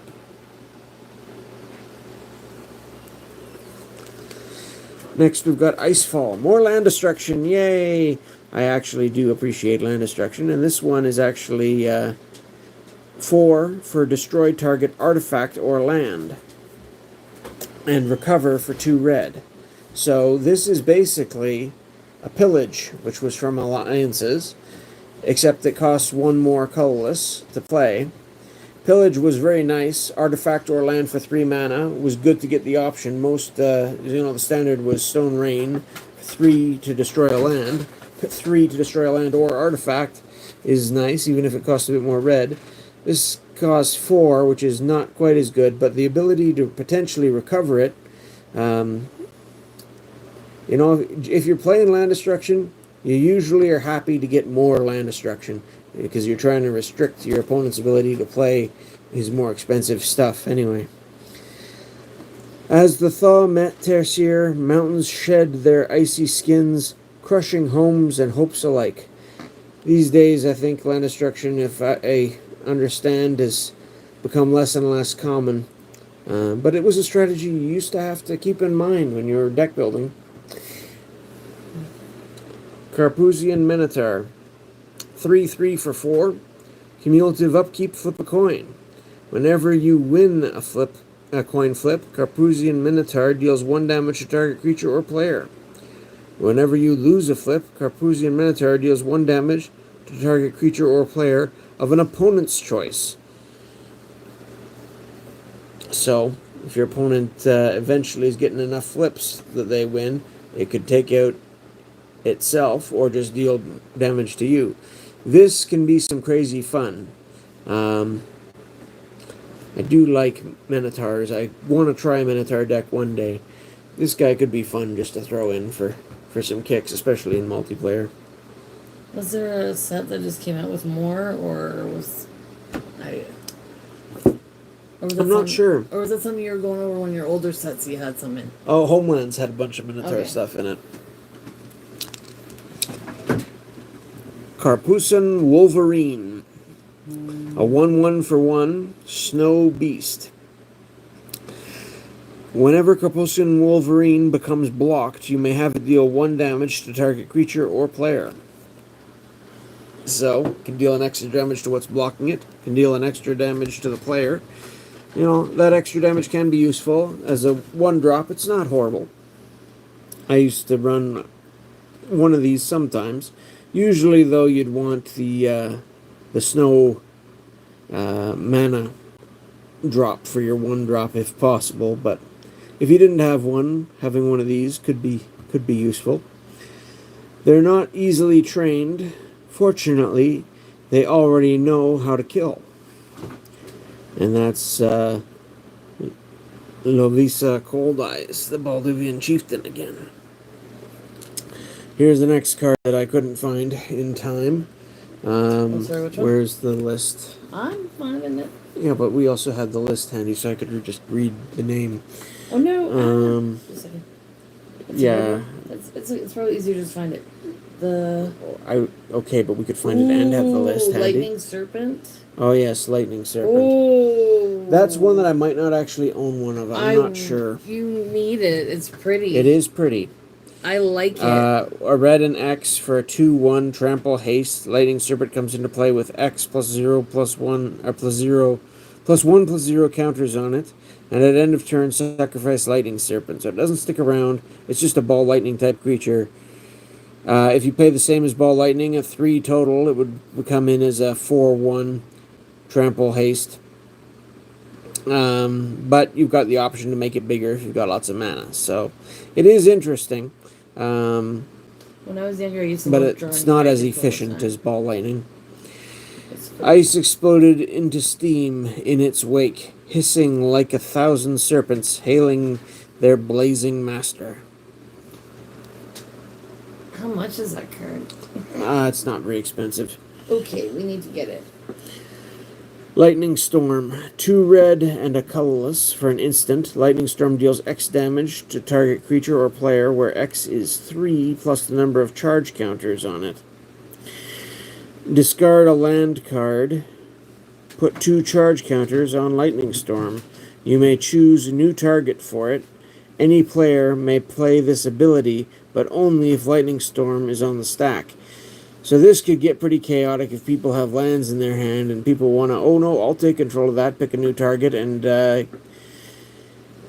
yeah, throw 2 more extra damage on it by discarding a land. It could be a lot of fun, and also that extra chaos because, as I understand it in more recent sets, charge counters have become a much more common feature than they used to be. So there's probably other ways you could manipulate charge counters now on top of this whole discarding a land and taking control of a thing. This is not a card that I would run because it's good. This is a card I would run because it's fun for a certain playgroup. Okay. So the foil version of the Lightning Serpent is $22.50. Yeah, I don't... Shiny lightning things usually look good, so that doesn't surprise me one bit. Lovisa Cold Eyes. I do have a foil version of her kicking around.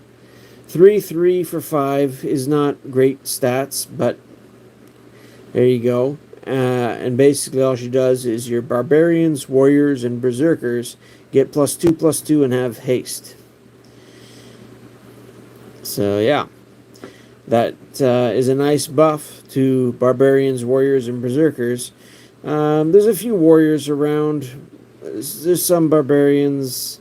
These are not the most common of creature types. But if you're building a deck around it, or a commander deck, maybe, it could be useful. I lead my horde to the northwest. I won't return until the ice wizards fall and their fiendish contraptions are crushed. Sounds like a barbarian lord to me. Alright, on with the next page in red. Is that? Yep. There's only one card past this page, so. Magnetic Core. Enchantment for 4. Cumulative upkeep of 1. And at the end of your turn, Magnetic Core deals X damage divided as you choose among any number of target creatures, where X is the number of age counters on it. I mean, it builds up, it's slowly dealing some damage, you can spread around. The biggest flaw I find with Magnetic Core is that it can't hit players, only hits creatures. Yeah, so it's not one that I typically bother with. Next we got the Martyr of Ashes for red. Pay 2, reveal X red cards from your hand and sacrifice it. Martyr of Ashes deals X damage to each creature without flying. So you get a bit of a pyroclasm effect. Depending on how many red cards you got available, it'll determine what the amount of damage it's spreading around is. But not too bad. Oran Yeti creature for 4. And you can pay 3. Target snow creature gains first strike until end of turn. So that can be handy if you're dealing with some combat. And again, you can spread it around with your other snow creatures as needed. When a snowdrift shows you its eyes, it's already too late. This was one of the pictures they used in some of the promotional material anyway. Orcish Blood Painter. An Orc Shaman, 2/1 for 3, and you can tap it and sacrifice a creature. Orcish Blood Painter deals 1 damage to target creature or player. It's a little bit expensive cost, in my opinion, to have to sacrifice a creature to get to Tim something. But it can be useful. Blood calls to blood. Oh, I forgot that this one's flavor text. She turns ash into flame and burns enemies to ash. Next, we got the Rhyme Scale Dragon. I love dragons. This is a snow creature dragon. So basically, it's an ice dragon, which is, I think, pretty cool. There's not a lot of ice dragons. And the fact that it's still red is fun for that. 7 cost, is pretty expensive. You get a 5/5 body with flying, and you can pay 3 to tap target creature and put an ice counter on it. Creatures with ice counters on them don't untap during their controller's untap phase. So this can really lock down a lot of things. As long as it stays in play, those creatures aren't untapping. That's pretty useful, really.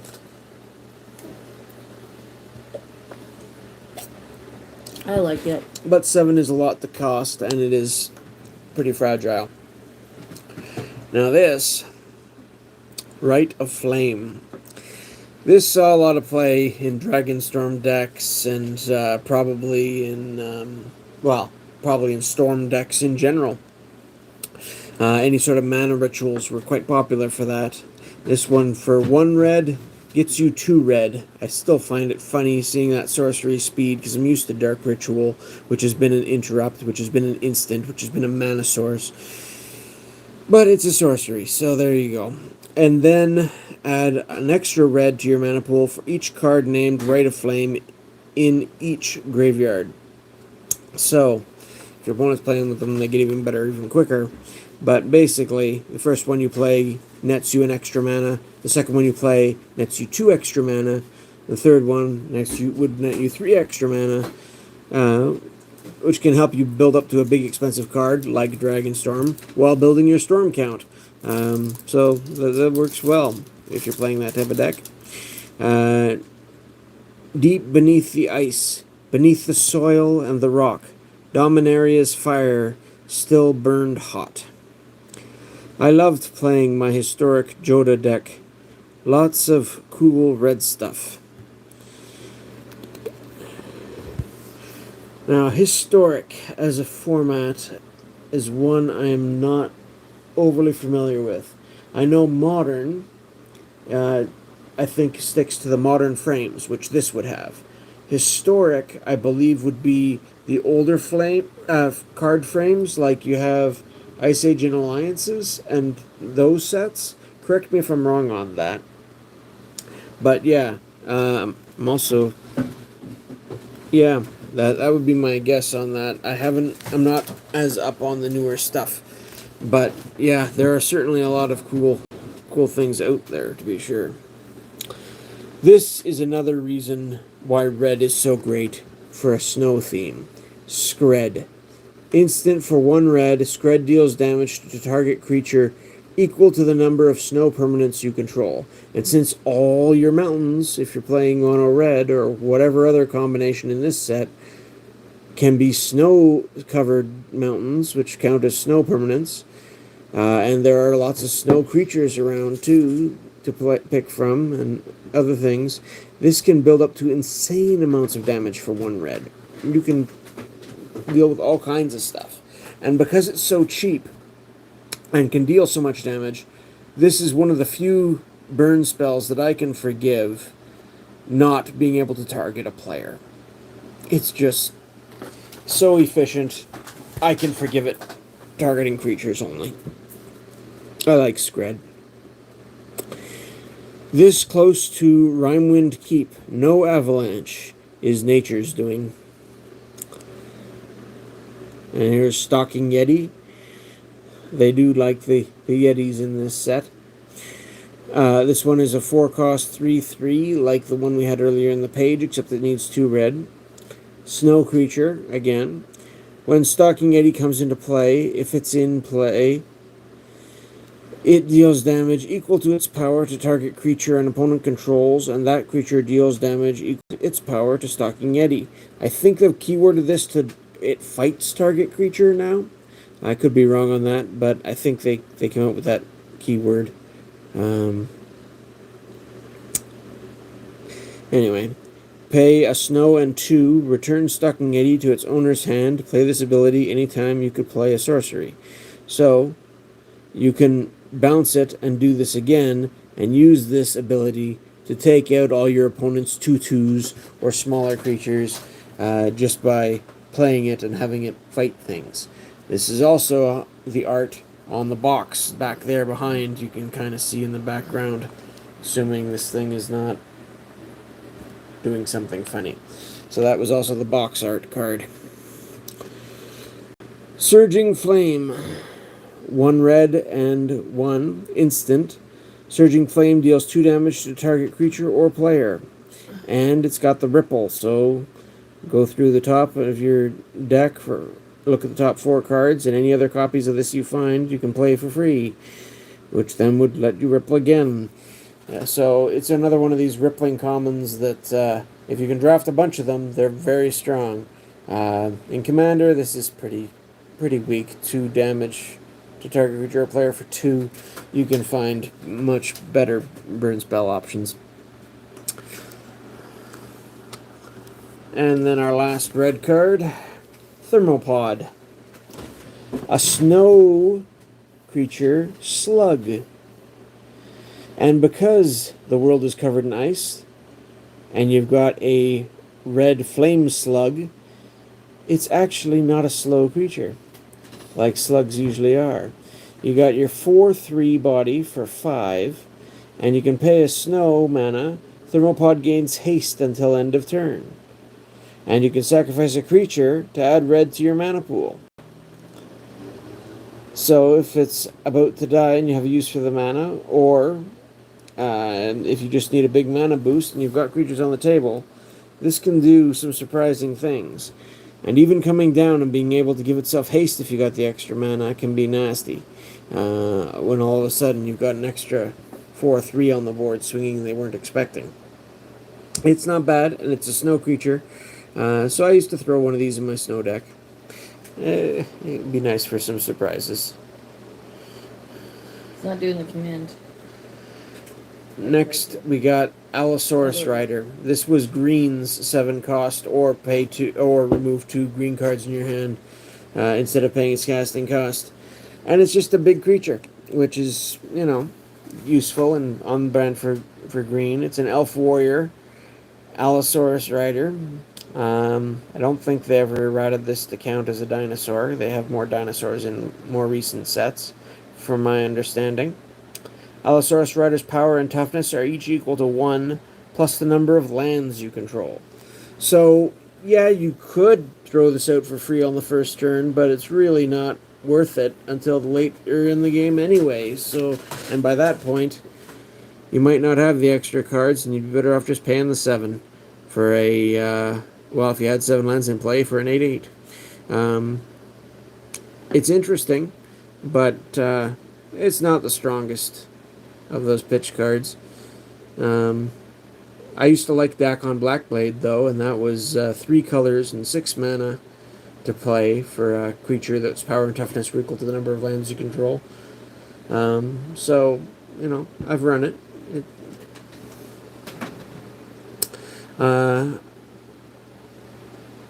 Arctic Neshoba. 6 mana for a 6/6 trample. Cumulative upkeep, green or white. And when Arctic Neshoba is put into a graveyard from play, you gain 2 life for each age counter on it. 6 for a 6/6 isn't a great rate. Back then it was better. There weren't as many super efficient creatures at the time as there are today. And gaining life when it dies isn't horrible.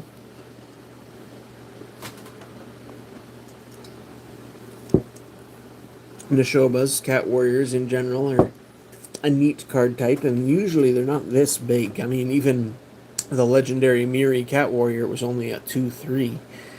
So, there is that. Something one must consider is that many older cards, excluding the Power 9, are rather weak in comparison to newer cards. Many objectively better cards are printed. That's true. There has been a lot of power creep, especially around creatures, in my opinion. Creatures, they've really been pushing for a while. I like the Auroch Herd. Auroch, just the one word Aurochs, was a creature from Ice Age that was a 2/3 trample for 4 that when it attacked got +1 plus 0 until end of turn for each other attacking Auroch, like that bottom ability on here.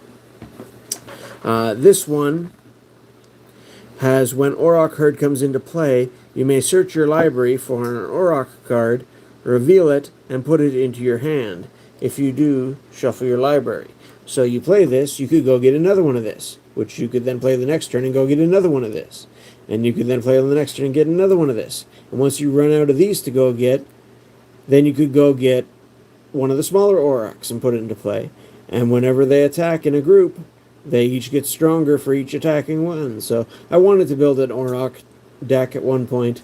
I never got around to doing it because, as far as I know, unless there have been some printed more recently, there's only 3 Auroch cards ever printed. The original one from Ice Age, this one, and then the Bull Auroch, which we're getting to in a couple of cards here.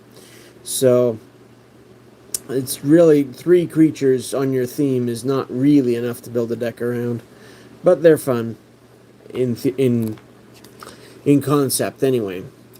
Next we got Boreal Centaur, which is a snow creature, Centaur Warrior, 2/2 for 2, and you can pay a snow mana to give it +1/+1 until end of turn, but you can only do that once each turn.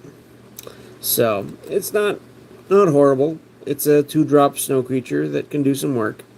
Those who used reindeer as beasts of burden knew to avoid the centaurs, who raged at the enslavement of their spirit kin. Boreal Druid. This was the 1-drop you really wanted to get in your snow decks, or in a lot of decks, really. A mana elf has always been a useful 1-drop.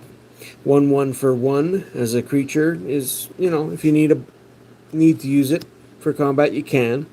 But tap to add 1 to your mana pool is the main effect, and this being a snow creature, that's snow mana that it produces, even if it's not colored mana. And some creatures are bound to the cold by Rimewind's magic.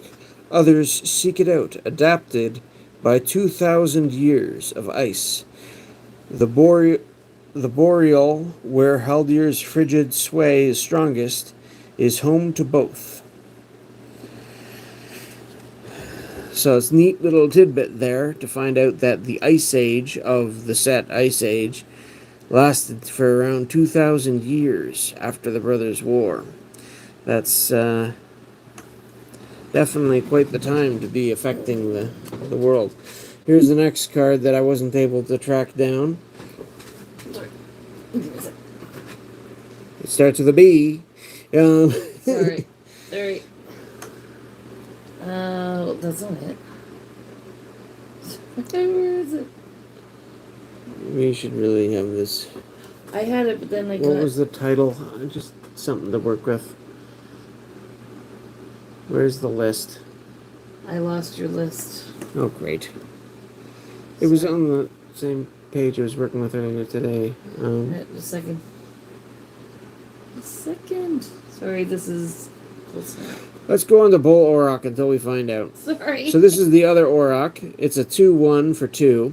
It's got Trample, and it's got the ability where it gets +1 attacking for each other Auroch that's attacking. It's nowhere near as spicy as the Auroch Herd. It's definitely more efficient than the original Aurochs, which was a 2/3 for 4. But it is quite fragile with only 1 toughness. The Auroch's Herd is content to graze until the bull provides the dissenting urge to charge. Where? Oh, sorry. How do I find the list? You've lost the... I got off the list by accident. I don't know how. Oh, great. Yeah, just go to sets and scroll down until you see... Just scroll down until you see Coldsnap. It's around 2010 somewhere. The dates are over there. I see it now. Oh, sorry, not 2010, 2016. Not 2006. Yikes. 10 years after Alliances is what There I it was is. thinking. Alright, next card. Freely's Radiance is That a was a green green and a colorless for an enchantment, cumulative upkeep of 2. Snow permanents don't untap during their controller's untap step. So this is a snow hoser Brooding in a snow set, Saurian? which is interesting and about as close to the Apocalypse Chime type effect as you might get, except it's very temporary, having cumulative upkeep too. This was one of the first sets I ever played with. You know, I would argue that it's a decent place to start, just from its blending of historical theme and mechanics that were even a mix of older and newer at the same time. I think this was the last set ever to feature cumulative upkeeps as a major thing. Where are we? Starting with B. Oh, right. Brooding Saurian. It's a big lizard. For 4/4 for 4, at the end of each turn, each player gains control of all non-token permanents he or she owns. So it's something that counters anything that likes to steal permanents. So control magic type cards or annex type cards, or that Herald of Leshrac that likes to take everybody's lands. That thing would counter that, like that art quite nicely. I do like one's art as well. The one with this one too. I like. Yeah. That enchantment is diabolical. Yeah, it is, but again, having the cumulative upkeep does keep it from getting too nasty in a set full of ice things. Norm says, I absolutely love the snow theme. The ice zombies, the barbarians, the necromancers, the horrors locked in the ice. So much flavor. It is. I love it too. And again, part of that could just be that I'm Canadian and I have to deal with ice 6 months of the year. So sometimes longer, sometimes less. You never know. You never know, and that depends on where you are too. We just happen to live a little further north than most Canadians do, as well. Sometimes we get a late snow. Sometimes we get an early snow. You know, I've seen snow in the air at least, not accumulating on the ground, in every month of the year at some point. Up here, anyway. Frost Web Spider costs 3 for a 1/3, can block as though it had flying, like a lot of spiders do. And when Frost Web Spider blocks a creature with flying, put a +1/+1 counter on it at end of combat. And again, it's a snow creature, so if you're looking for snow permanents, it qualifies. Its white webs glitter, mimicking the frost on the tree branches. And it's kind of in line with Woolly Spider from Ice Age, which was a 2/3 for 2 green and 1, that could get 2 extra toughness when it blocked creatures with flying. So there's that. And here we've got the second green card I was missing. This is the Hibernation Ends one. It's got a picture of bears on it right there. And, oh, you're, okay, I'm grabbing it then with one hand. I'm sorry, I was in the middle of typing something. Alright, so there's Hibernation's End. 5 mana enchantment, cumulative upkeep 1.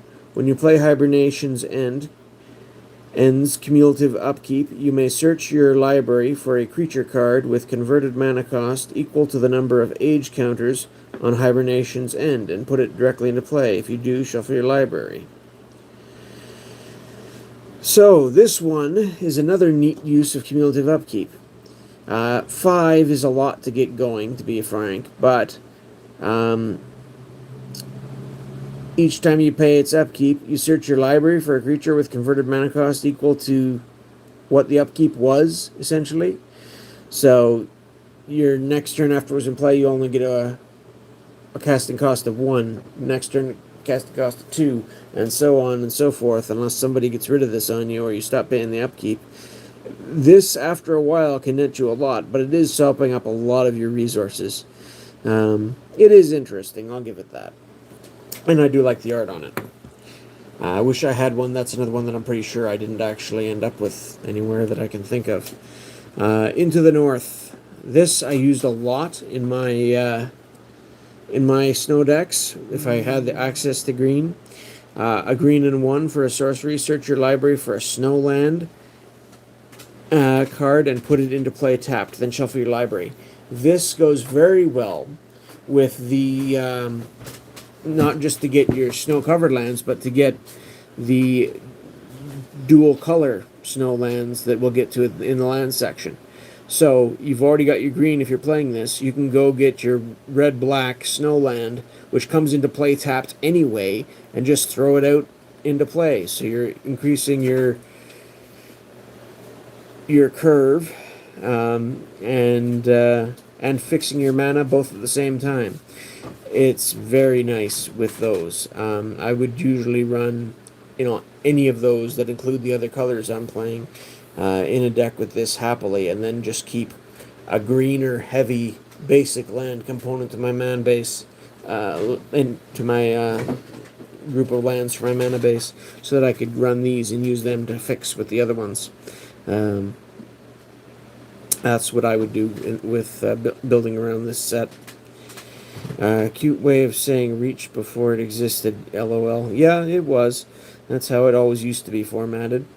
I would like to be here for the giveaway, but the wife is heading to bed. Yeah, I understand. Everyone have a wonderful night. We'll do some other giveaways later, I'm sure, as well. Yeah, just wait for the 1K celebration. Our borderlands fall under the grip of Haldir's second winter. Go forth and reclaim them for Yevamaya Kesa, the elder junior of the order, Juniper Order. And Kesa did have a card in Alliances, so nice to see she's still making waves in the story. Carpusian Strider, another Yeti. And this reminds me of Shambling Strider from Ice Age as well. For a 3/4 for 4, Carpusian Strider can't be the target of blue or black spells. So a little troublesome if you're in blue and black, but again, it's just a creature with that limiting factor. The Strider's long loping gait is an adaptation that allows it to move quickly in deep snow. And Martyr of Spores.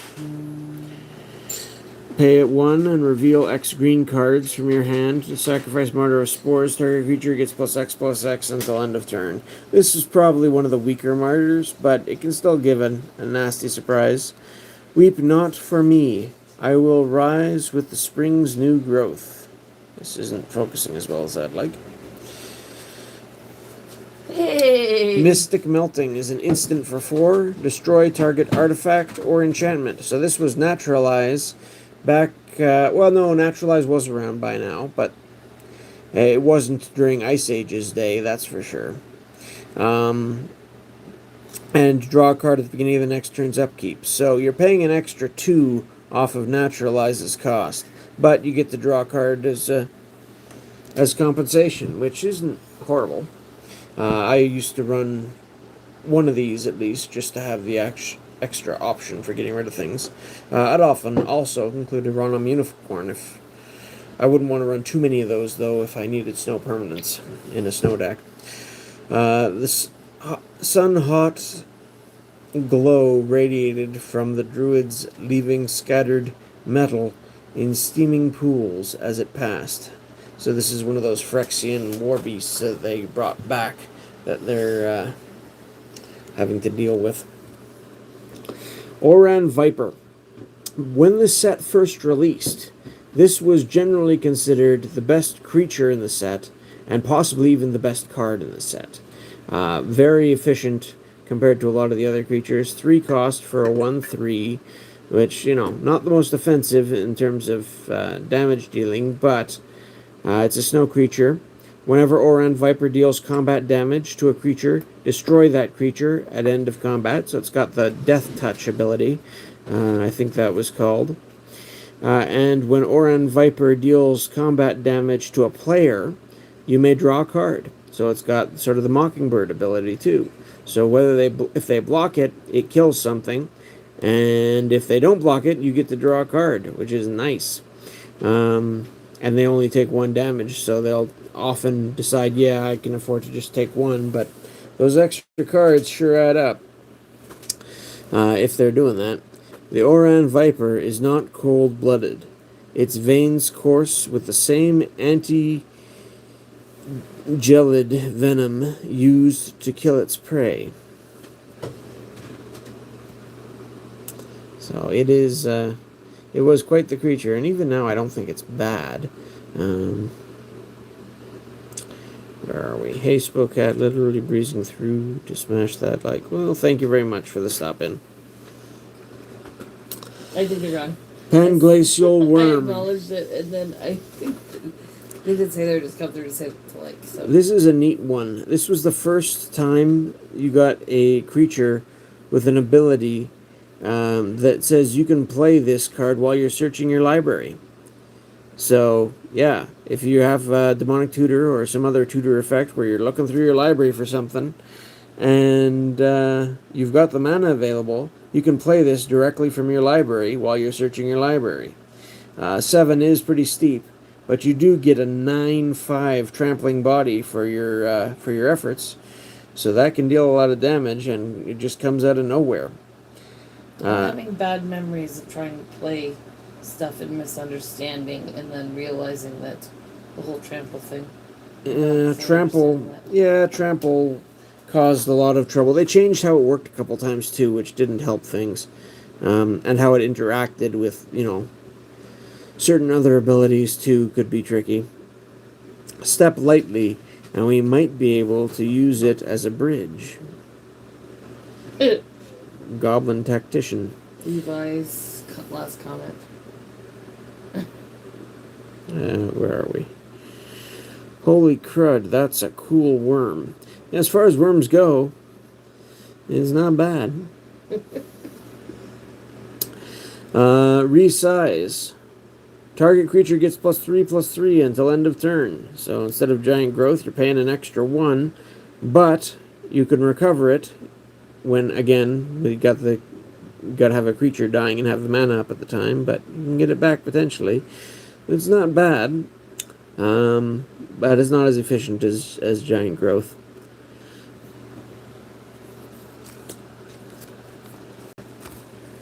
Next, we've got... Oh, I was wrong. There's a 4th Auroch here. I just didn't think of this one because I believe it's a rare, isn't it? Or is it an uncommon? Anyway, it's not common like the other two. I guess it's uncommon. So, yeah, I didn't somehow pull these in my pile when I was building my Auroch pile. Rhymehorn Aurochs. It's a snow creature. 3/3 trample, and when it attacks, it gets +1/+0 until end of turn for each other attacking Auroch, just like the other Aurochs. And you can pay 3 with a snow. Target creature blocks target creature this turn if able. So you get to pick how some of the blocking is going to go. So that's potentially useful. And then you got Ronum Hulk. A 5/6 protection from snow for 5, and it's got cumulative upkeep of 1, so it's not going to stay around a lot. It doesn't come up very often, but against the snow deck, yeah, this could be a pain. Next, we've got Shape of the Wittigo. Wittigo, again, was a creature in Ice Age, I think. Pay 6, 3 green and 3. For an enchantment. When Shape of the Wittigo comes into play, put 6 +1/+1 counters on enchanted creature. At the beginning of your upkeep, put a +1/+1 counter on enchanted creature if it attacked or blocked since your last upkeep. Otherwise, remove a +1/+1 counter from it. So the creature gets big, and as long as you're attacking or blocking with it, it's going to get bigger. But if you're not, it's going to shrink. It's interesting. It's a way to get a bunch of counters on a creature if you're playing a deck that likes to manipulate counters. But it is just a creature enchantment that pumps something in the end, so it's not the type of card I usually go for much, just because of the risk of getting 2 for 1. Next, we've got a lovely little tree folk here, Sheltering Ancient. This was before tree folk decks really took off. There were tree folk right since Alpha, of course. But this one, you get a 5/5 for 2 and trample, which is a good rate, but you got cumulative upkeep, put a +1/+1 counter on a creature an opponent controls. Again, I could see this being a lot of fun in a multiplayer game, where you get to be political and get to choose where and who you're buffing their creatures. It is a 5/5 for 2, which can be useful in the early game. Next we have Simian Brawler. An Ape Warrior, 3/3 for 4. Discard a land card. Simian Brawler gets +1/+1 until end of turn. So late in the game, if you're getting flooded, you got too many lands to deal with, you can use them as little surprise pumps. Yeah, again, not great, but not useless. It's odd to see the apes rip down the trees to arm themselves in defense of their forests. And there were, a bunch of guerrillas, which probably in alliances, and especially, but maybe one or two in Ice Age, but definitely in alliances. Maybe they all got eroded to apes by this point. Oops, sorry. That tree folk is a fascinating one. It is. I wouldn't mind trying that if I was doing a commander deck with some extra space in green. I did have a tree folk deck, but I wouldn't run it in just a regular tree folk deck. There's better options. Sound the Call.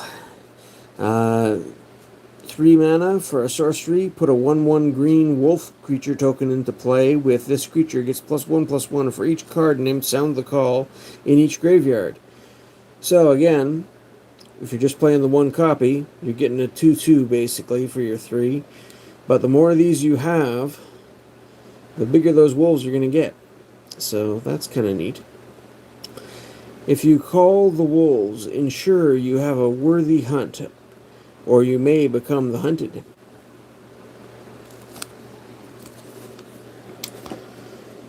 Steam Spitter, another spider. 1/5 for 5, and it can block as though it had flying. So again, reach in the more modern way of wording things. And you can pay a red to give it +1/+1 until, or +1/+0 until end of turn. So it's got the fire breathing ability. Fire breathing spider, go figure. But that can be useful for sure. Its belly produced a boiling hot fluid it can spit as a weapon or spin slowly enough to freeze into a defensive web. Next we've got Surging Might. This is the Ripple for green, and it's an enchantment for 3. Enchanted creature gets +2/+2. And then you can go see if you've got more of them that you can play out for free. Which could be good extra value, which is what enchantments often lack. If you did get that going, it could be quite worthwhile. But again, you are still just buffing a creature, or if you get on the Ripple, perhaps multiple creatures. Now we're into the multicolored cards. First of which is Blizzard Spectre. Snow creature, Spectre. Vaguely reminiscent of the Nazgul from the new Tales of Middle-earth card in my books. Anyway. So you get a 2/3 flying for 4. Sort of like Abyssal Spectre. When Blizzard Spectre deals combat damage to a player, choose one. That player returns a permanent he or she controls to its owner's hand, or that player discards a card. So if their hand has run out, unlike Abyssal Spectre, which just can't benefit from that ability anymore, this one gives you the option you can bounce something instead. So that's a nice option to have, I would say.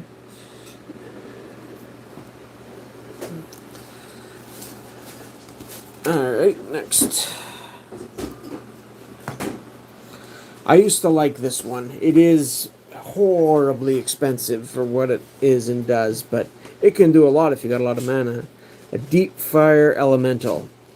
This guy almost looks like the Balrog. Sorry, I am a Lord of the Rings fan. I hope to get into some of the other Middle-earth and Lord of the Rings card games one of these days too.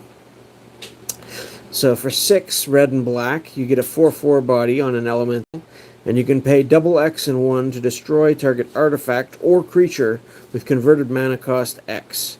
That's really expensive, but it's a repeatable as an instant effect that you can use to destroy artifacts or creatures just by paying mana.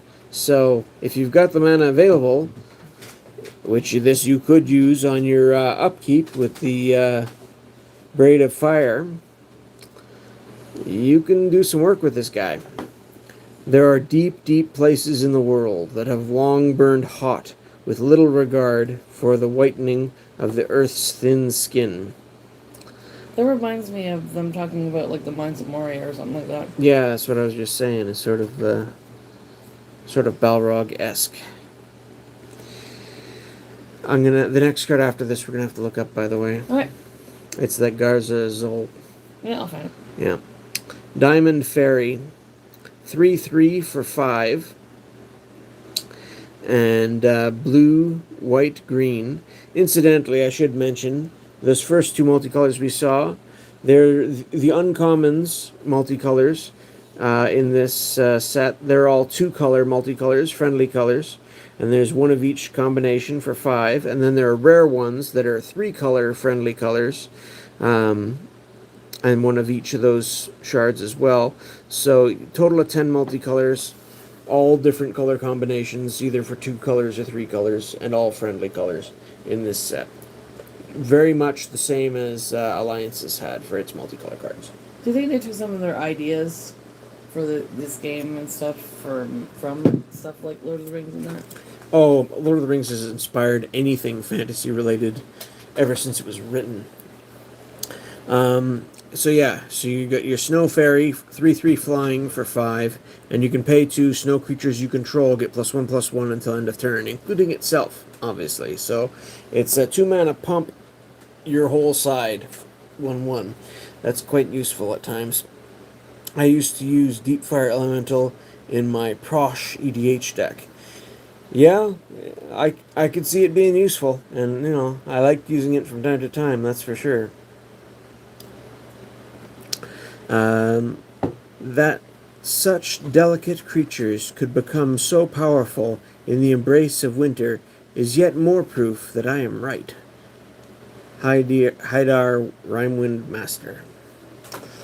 Alright, we got the Garza Zol, which I couldn't find up here. Oh. Sorry. So there's the legendary Vampire Lord, who is leading the... Is it Krov, the city from Krovikan Vampire back in Ice Age? 7 mana, red, black, and blue, one of each, for a 5/5 flying haste, so it can come down and take you by surprise. And whenever a creature dealt damage by Garza Zol Plague Queen this turn is put into a graveyard, put a +1/+1 counter on Garza Zol. So it's got the old Singir Vampire ability of growing after each kill. Very on theme for the early vampires anyway. Whenever Garza Zol deals combat damage to a player, you may draw a card. So there we go. Honestly, I wish they'd done something this interesting with Baron Singir. That would have been so much better than what we got. That thing cost 8, and it didn't have as many strong abilities as this one has. Anyway, I still think it should have costed 6 for what it does do. But that's another discussion. Next we've got the Juniper Order Rangers. So this is 5 for a 2/4. Whenever another creature comes into play under your control, put a +1/+1 counter on that creature and a +1/+1 counter on Juniper Order Rangers. So very friendly and buffing itself and your other creatures as they come into play. To protect the alliance between Keljor and Yavimaya, they trained in the ways of both. I still think that Willow could be a fun set, even if it's just like Secret Lair or something like that. It could be.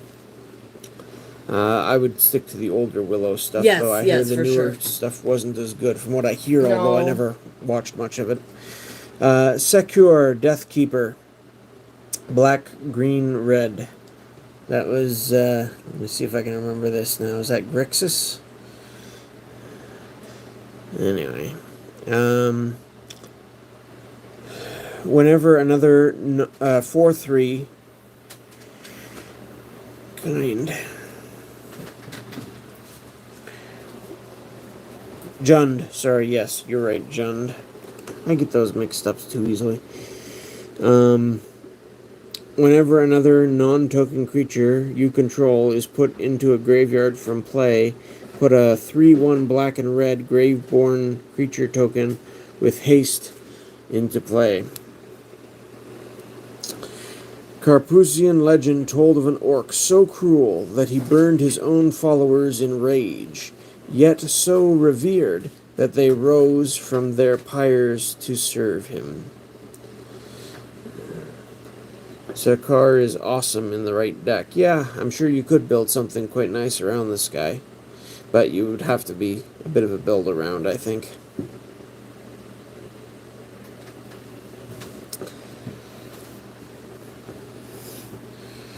And then there's Tamanoa. 2/4 for 3, so that's decent. That art is interesting. It is. It's a spirit, so they can get away with pretty interesting designs with those. Whenever a non-creature source you control deals damage, you gain that much life. Again, something else I'm sure you could build around fairly well. It's not very expensive. When Fairlees spoke the world spell, the Tamanoa rose to bring a new morning to Tesser.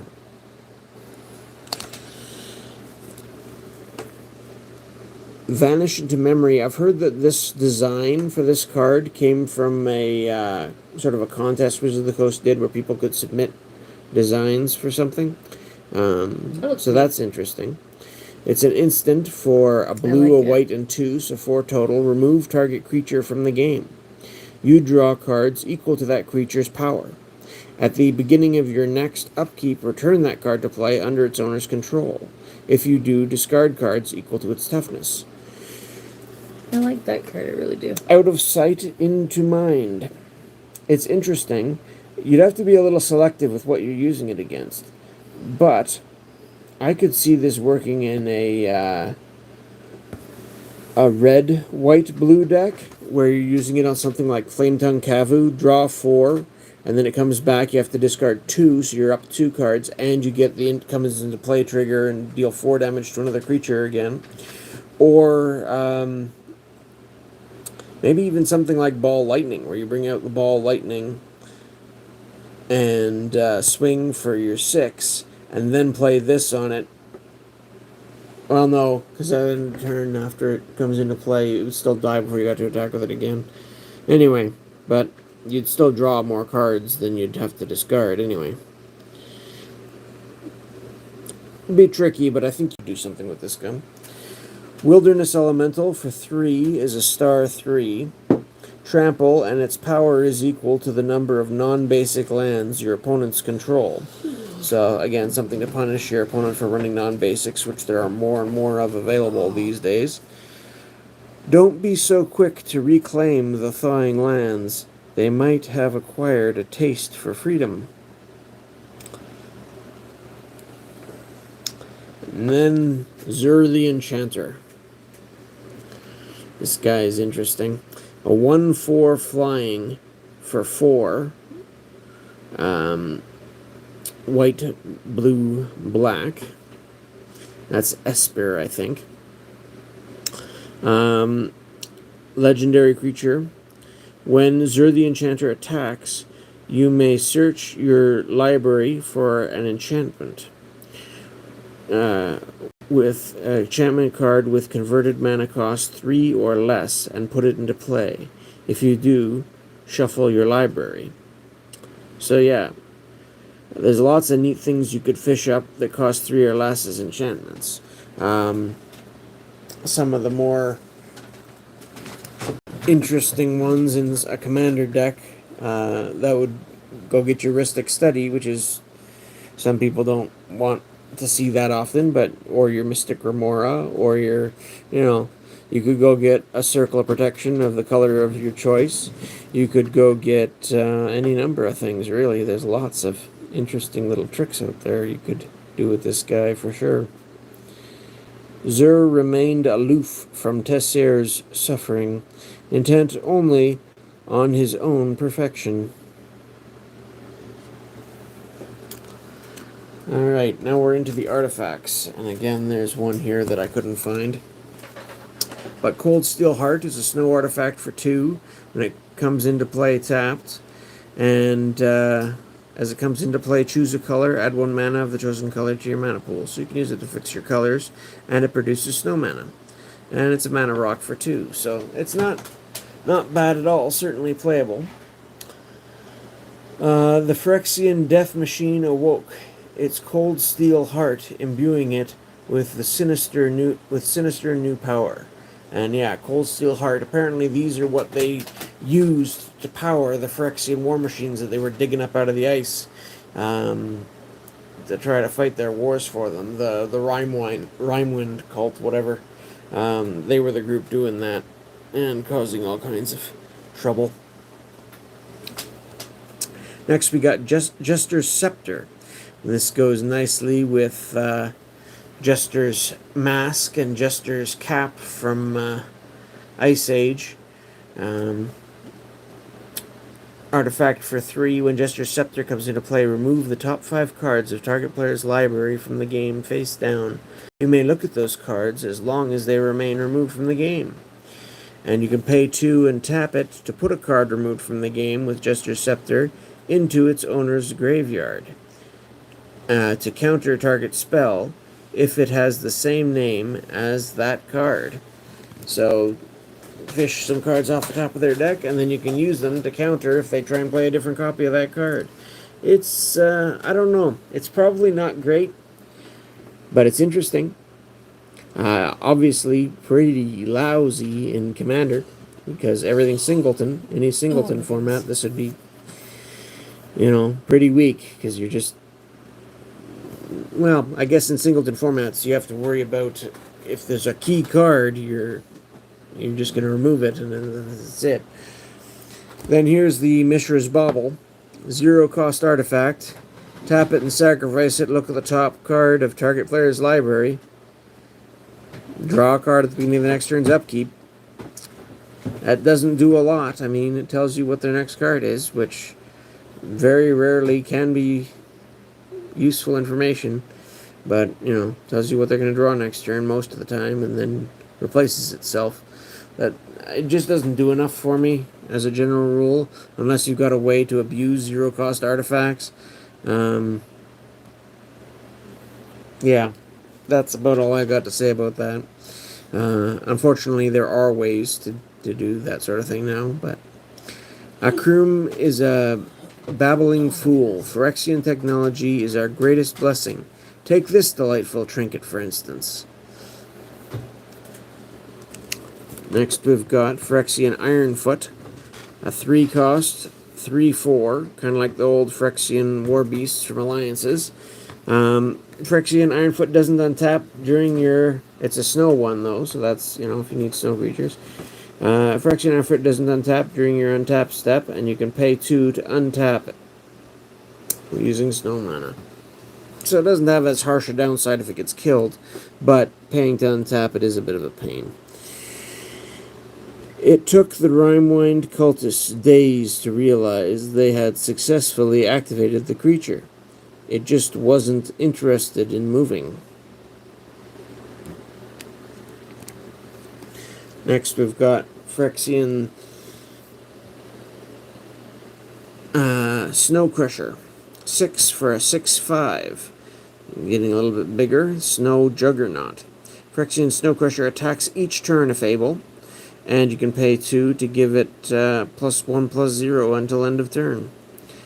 Its plow wasn't designed for snow, but to carve a path through shrieking armies. The next one is the one I couldn't find. Well, we got one up here. This is the Phyrexian Soul Gorger. 3 mana for an 8/8. Cumulative upkeep, sacrifice a creature, which is a significant downside. The Phyrexian minds that constructed it did not live past its awakening. And all 8 for 3 is pretty significant. This sort of reminds me of the Phyrexian Dreadnought, which is a 12/12 for 1 mana, and you have to sacrifice creatures equal to its power, with total power equal to its power when you play it. There's ways to stifle that, and you could use that other Rimwind guy on it, because it's an activated ability, but this isn't. This is an upkeep. So you can't pull that trick here. But it is a big body for a small cost. And thematically, there is that similarity. Alright, and the last artifact in the set is Thrumming Stone. 5 cost, legendary artifact. Spells you control have Ripple 4. So all of a sudden, all your spells have Ripple 4. Whenever you play, reveal the top 4 cards of your library and look for copies of that card, which you can then play for free.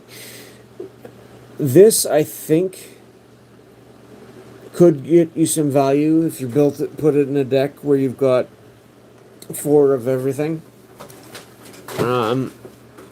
Or perhaps in something like a rats deck with, what's the name of it? You can have any number of in your deck. There's a couple creatures like that. So I'd say you could build around this, but it's pretty hit and miss in most decks. Favorite artifacts to play. Oh boy, there's so many fun ones and interesting ones and just painful ones. I like something with a bit of build around myself. You can choose which one's your favorite to play and which one is the one that you dread most to play against. I've always just liked the general usefulness of Icy Manipulator. I know it's horribly outdated by today's Magic standards, but it's fun to play anyway. Just gives you a nice tool in your toolbox. I know there's better, more interesting things now too, but it's always been a favorite of mine. Next, we're into those dual lands for the set, like I was talking about. They're all count as snow lands, so in a way they're triple. They give you snow mana and 2 colors, but they come into play tapped. So that downside really doesn't mean anything if you're using that blue card to tutor it up and putting it into play tapped anyway. So Arctic Flats gets you your green or white. A realm once green, now ruled by frost, where flesh and field both pay its cost. Those dearly loved, forever lost. Dynasty of the Winter Kings. Next, we've got blue and white is Boreal Shelf. Like the picture on this one. The little ice flow there and the elk, or reindeer maybe, in the foreground here. Who will stay the tyrant's hand, as ice and woe both grip our land? The helpless feel his frozen brand.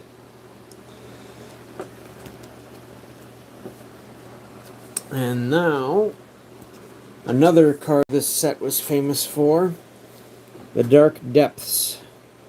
When this set first came out, this was an interesting card for sure, but it wasn't as broken as it became later when they reprinted Vampire Hexmage and then later Thespian Stage as ways to just trick out the monster. When you actually had to get rid of the counters, and there weren't a lot of things you could use to just move counters around either. You actually had to pay to get rid of the counters. This card isn't so hot, but it is interesting. And it's a snow land, so you can tutor it up. Dark Depths comes into play with 10 ice counters on it, and you have to pay 3 to remove an ice counter. That takes a while to get through that, even though you could do multiple a turn. The cost of 3 is substantial. When Dark Depths has no ice counters on it, sacrifice it. If you do, put an indestructible legendary 2020 black avatar creature token with flying named Merit Lage into play. That's a big indestructible flyer, and you can usually use that to pretty good effect.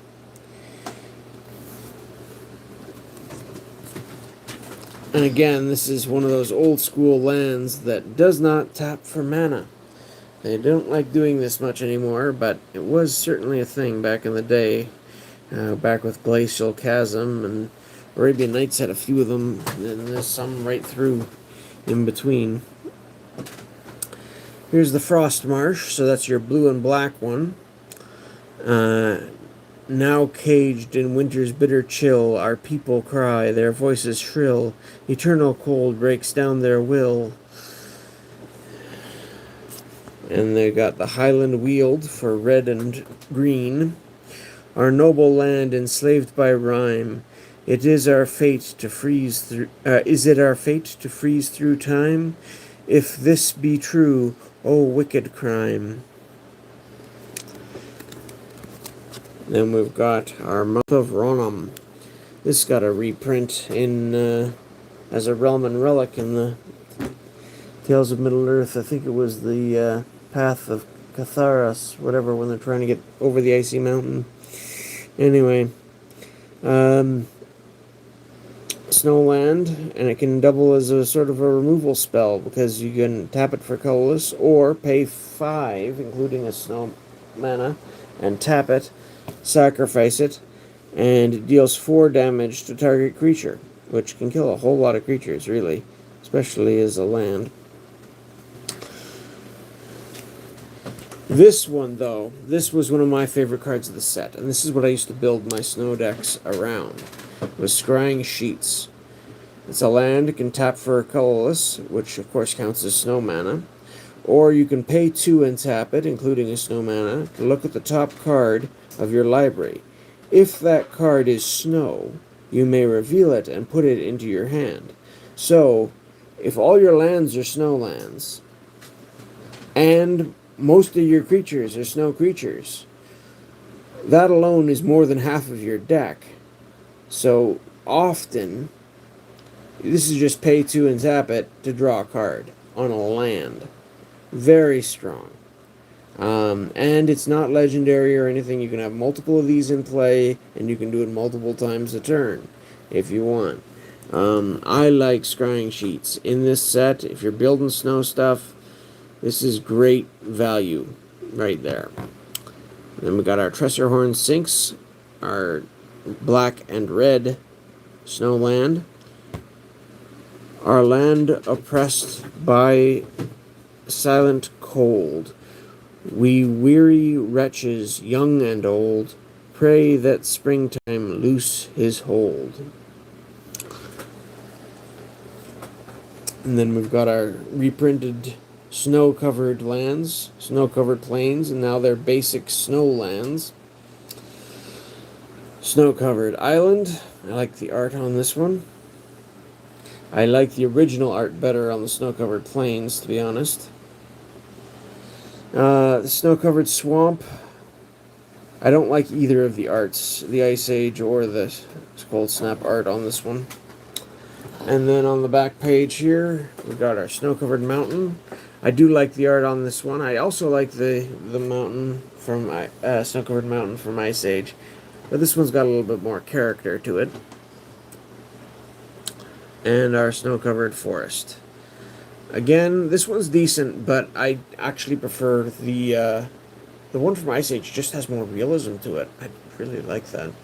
It's got some like runic rocks peeking out of the snow. It's nice.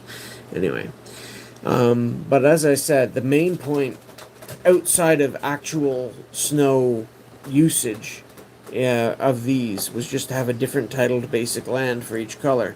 I would try and include about a third or at least 1 or 2 of these in each deck that I would make of each color, just so that I wouldn't get caught out by that trick if someone was trying to remove from my deck all cards with a certain title. This would ensure you still had some of your basic land in play for that color if they're doing it to your land. That's a nasty trick, and this was one of the most common ways to fight it.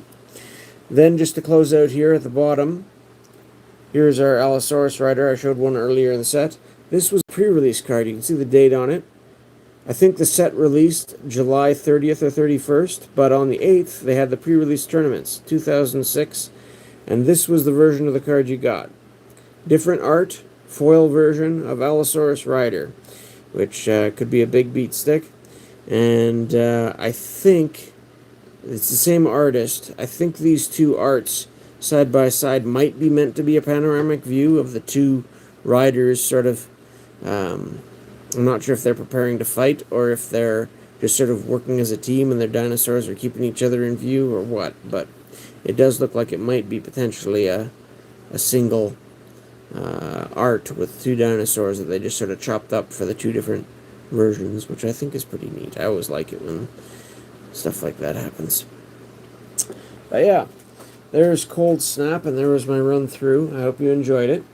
Do we want to? I might do Stronghold here on another week, but How about we switch the camera? Sorry.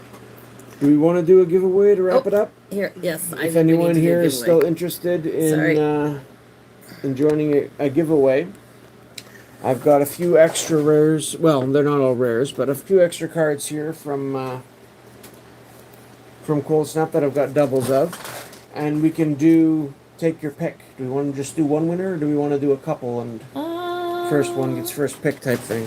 We can do a couple, I guess. So I've got Zur the Enchanter.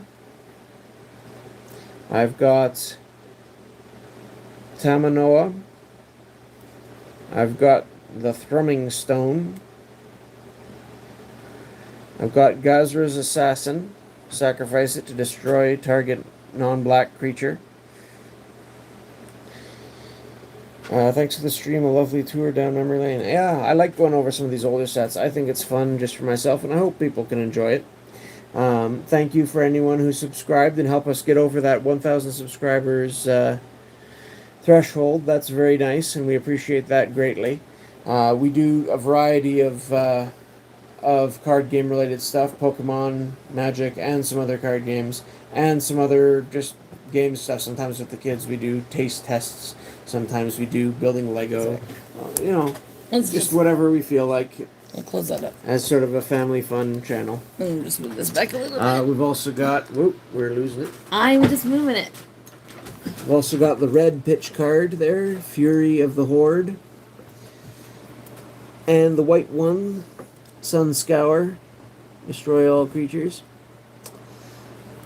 And then I got a couple of uncommons, which probably aren't as interesting.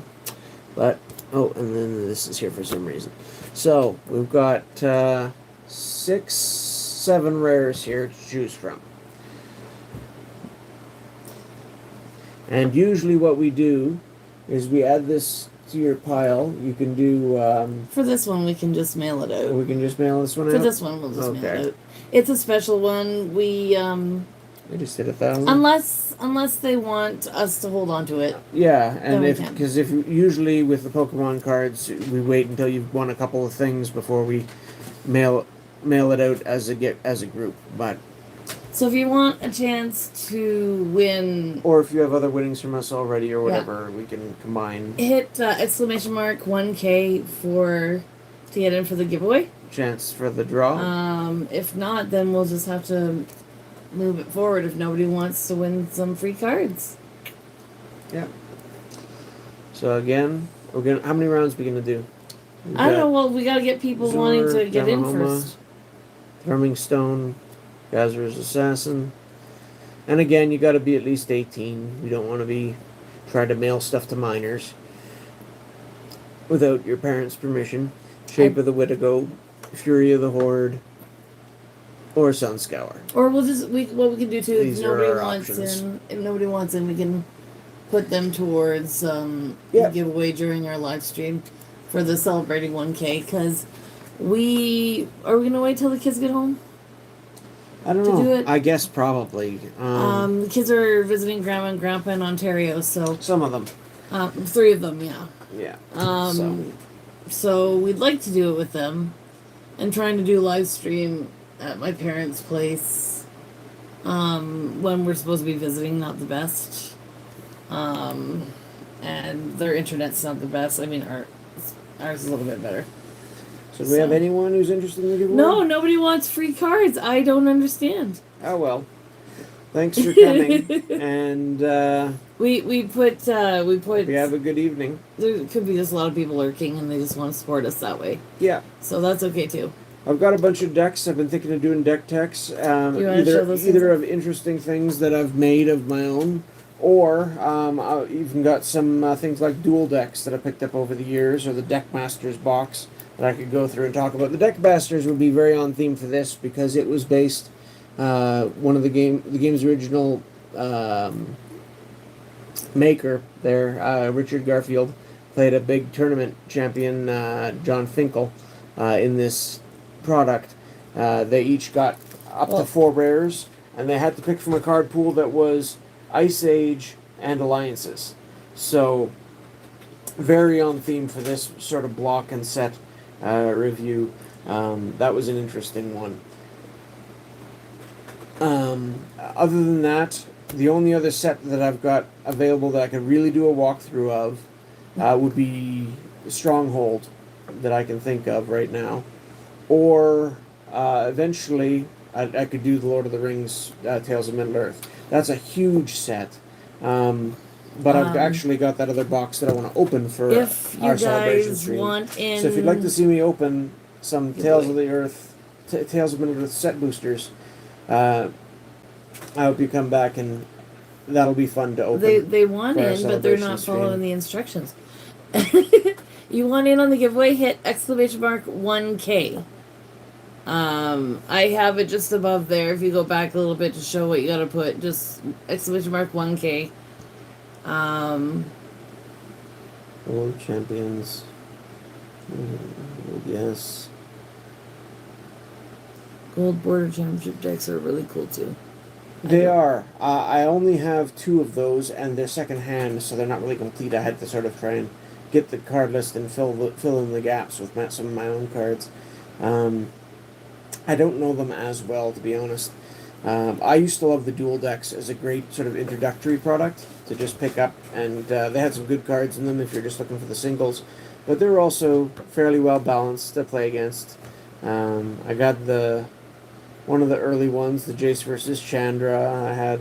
I liked the Angels versus Demons one. The Elspeth one was great. It had some sorts of plowshares. If you didn't get them back in the day, I think there was a Tezzeret one that came with Fisher's Factories. You know, it was Apparently, we only want one person who wants a free we card. only had one person. Well, Only one person, so well, that makes the draw real easy that then. makes it real easy. We just need to be able to get their. Get them to send us an email with their contact info. Yeah, and you gotta be 18, or get your parents to email us if you're not 18 yet. So, which card did you have in mind then? Because I guess we're just picking the winner. I guess no. Well, nobody else wants a free card, so just one person. Well, we don't want to drag this out too long for No. tonight either. So, I'll go through them again here. We got Zur the Enchanter. We've got Tamanoa. You know what? Tank wants a free card, so we can. He's our mod. That's possible too. Yeah. Thrumming Stone. Gazra's We'll let him Assassin. pick one. Witigo. Fury of the Horde. And Sunscour. All right, so Exhale Paris Cruise. You're the only one in, so you may as well pick one. Which one do you want?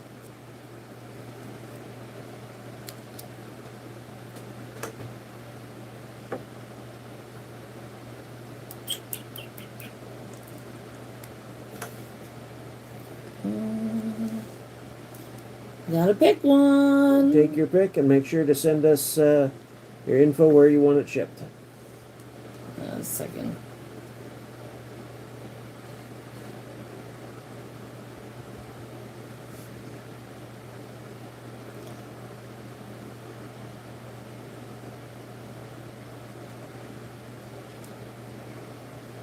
Or we'll just Do do do do do do do. No. All right. Okay, well we'll give you another minute to pick one, and then we're gonna have to close it up because it's late here. It's midnight. So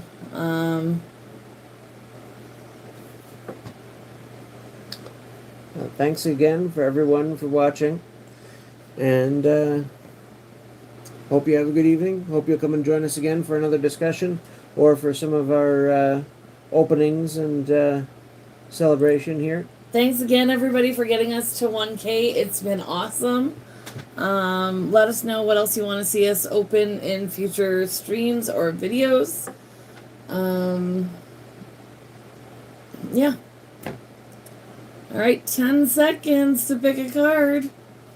And then we're going to have to move on and just close up here. I guess our magic people have not been overly. Yeah, well, into this the isn't something giveaways. we've never done giveaways No, for we magic haven't. stuff before. No, well, So maybe, we did a pack opening once at the Yeah. end of the Fallen Empire stream. We opened a pack of Fallen we Empires. might have given a giveaway, but maybe that was when we were just starting. I can't remember. All I right, don't remember. time's up. Sorry, you had your chance. Oh. Thanks for stopping in, though. We appreciate you. We'll try doing giveaways again at some We'll point. save some of these for our big live stream. Because we're gonna try and do 24 hours ish. So once the family's here, We're probably going to break it up into 4 or so shorter streams Yeah, for 5 or 6 hours apiece. And probably we'll do a magic themed one, a couple of Pokemon themed ones. I'm hoping to get in we'll do some some Legos. some Lego. I'm hoping to get in some Star Trek in there. Maybe some Lord of the Rings. Maybe we can get stuff to Decipher set Lord of up. the Rings if we can get era this- stuff. We can get the Switch fixed and Maybe that's a bigger ask to get that going. yeah, but I know. I So snuck back hey, you in. snuck back. Okay, show Tank. All right, Tank, since Tank. you're back, pick a card. Cause we got decided to give you Sunscour, one. Fury of the Horde. Which one you want? The Wittigo. We got Gazra's Assassin. We've got the Thrumming Stone. We've got the Tamanoa. And we've got Zur. Which one would you like? Oh, I think I got stuff for him still. Take your pick, So- Tank. We'll add it to your other stuff that we haven't mailed out yet.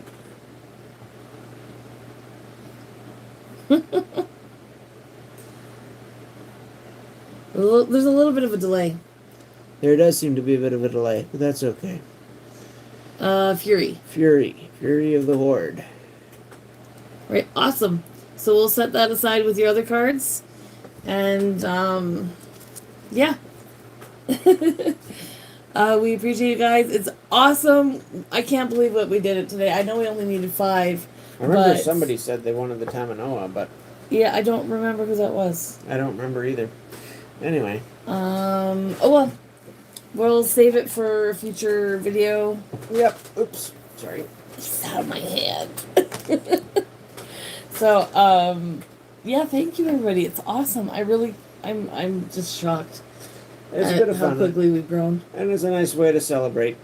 Yeah, So, now we just gotta work on watch hours. So you could do like a tutorial how to play or something like that too one day. That could just be a video. could do. I don't know. We'll see.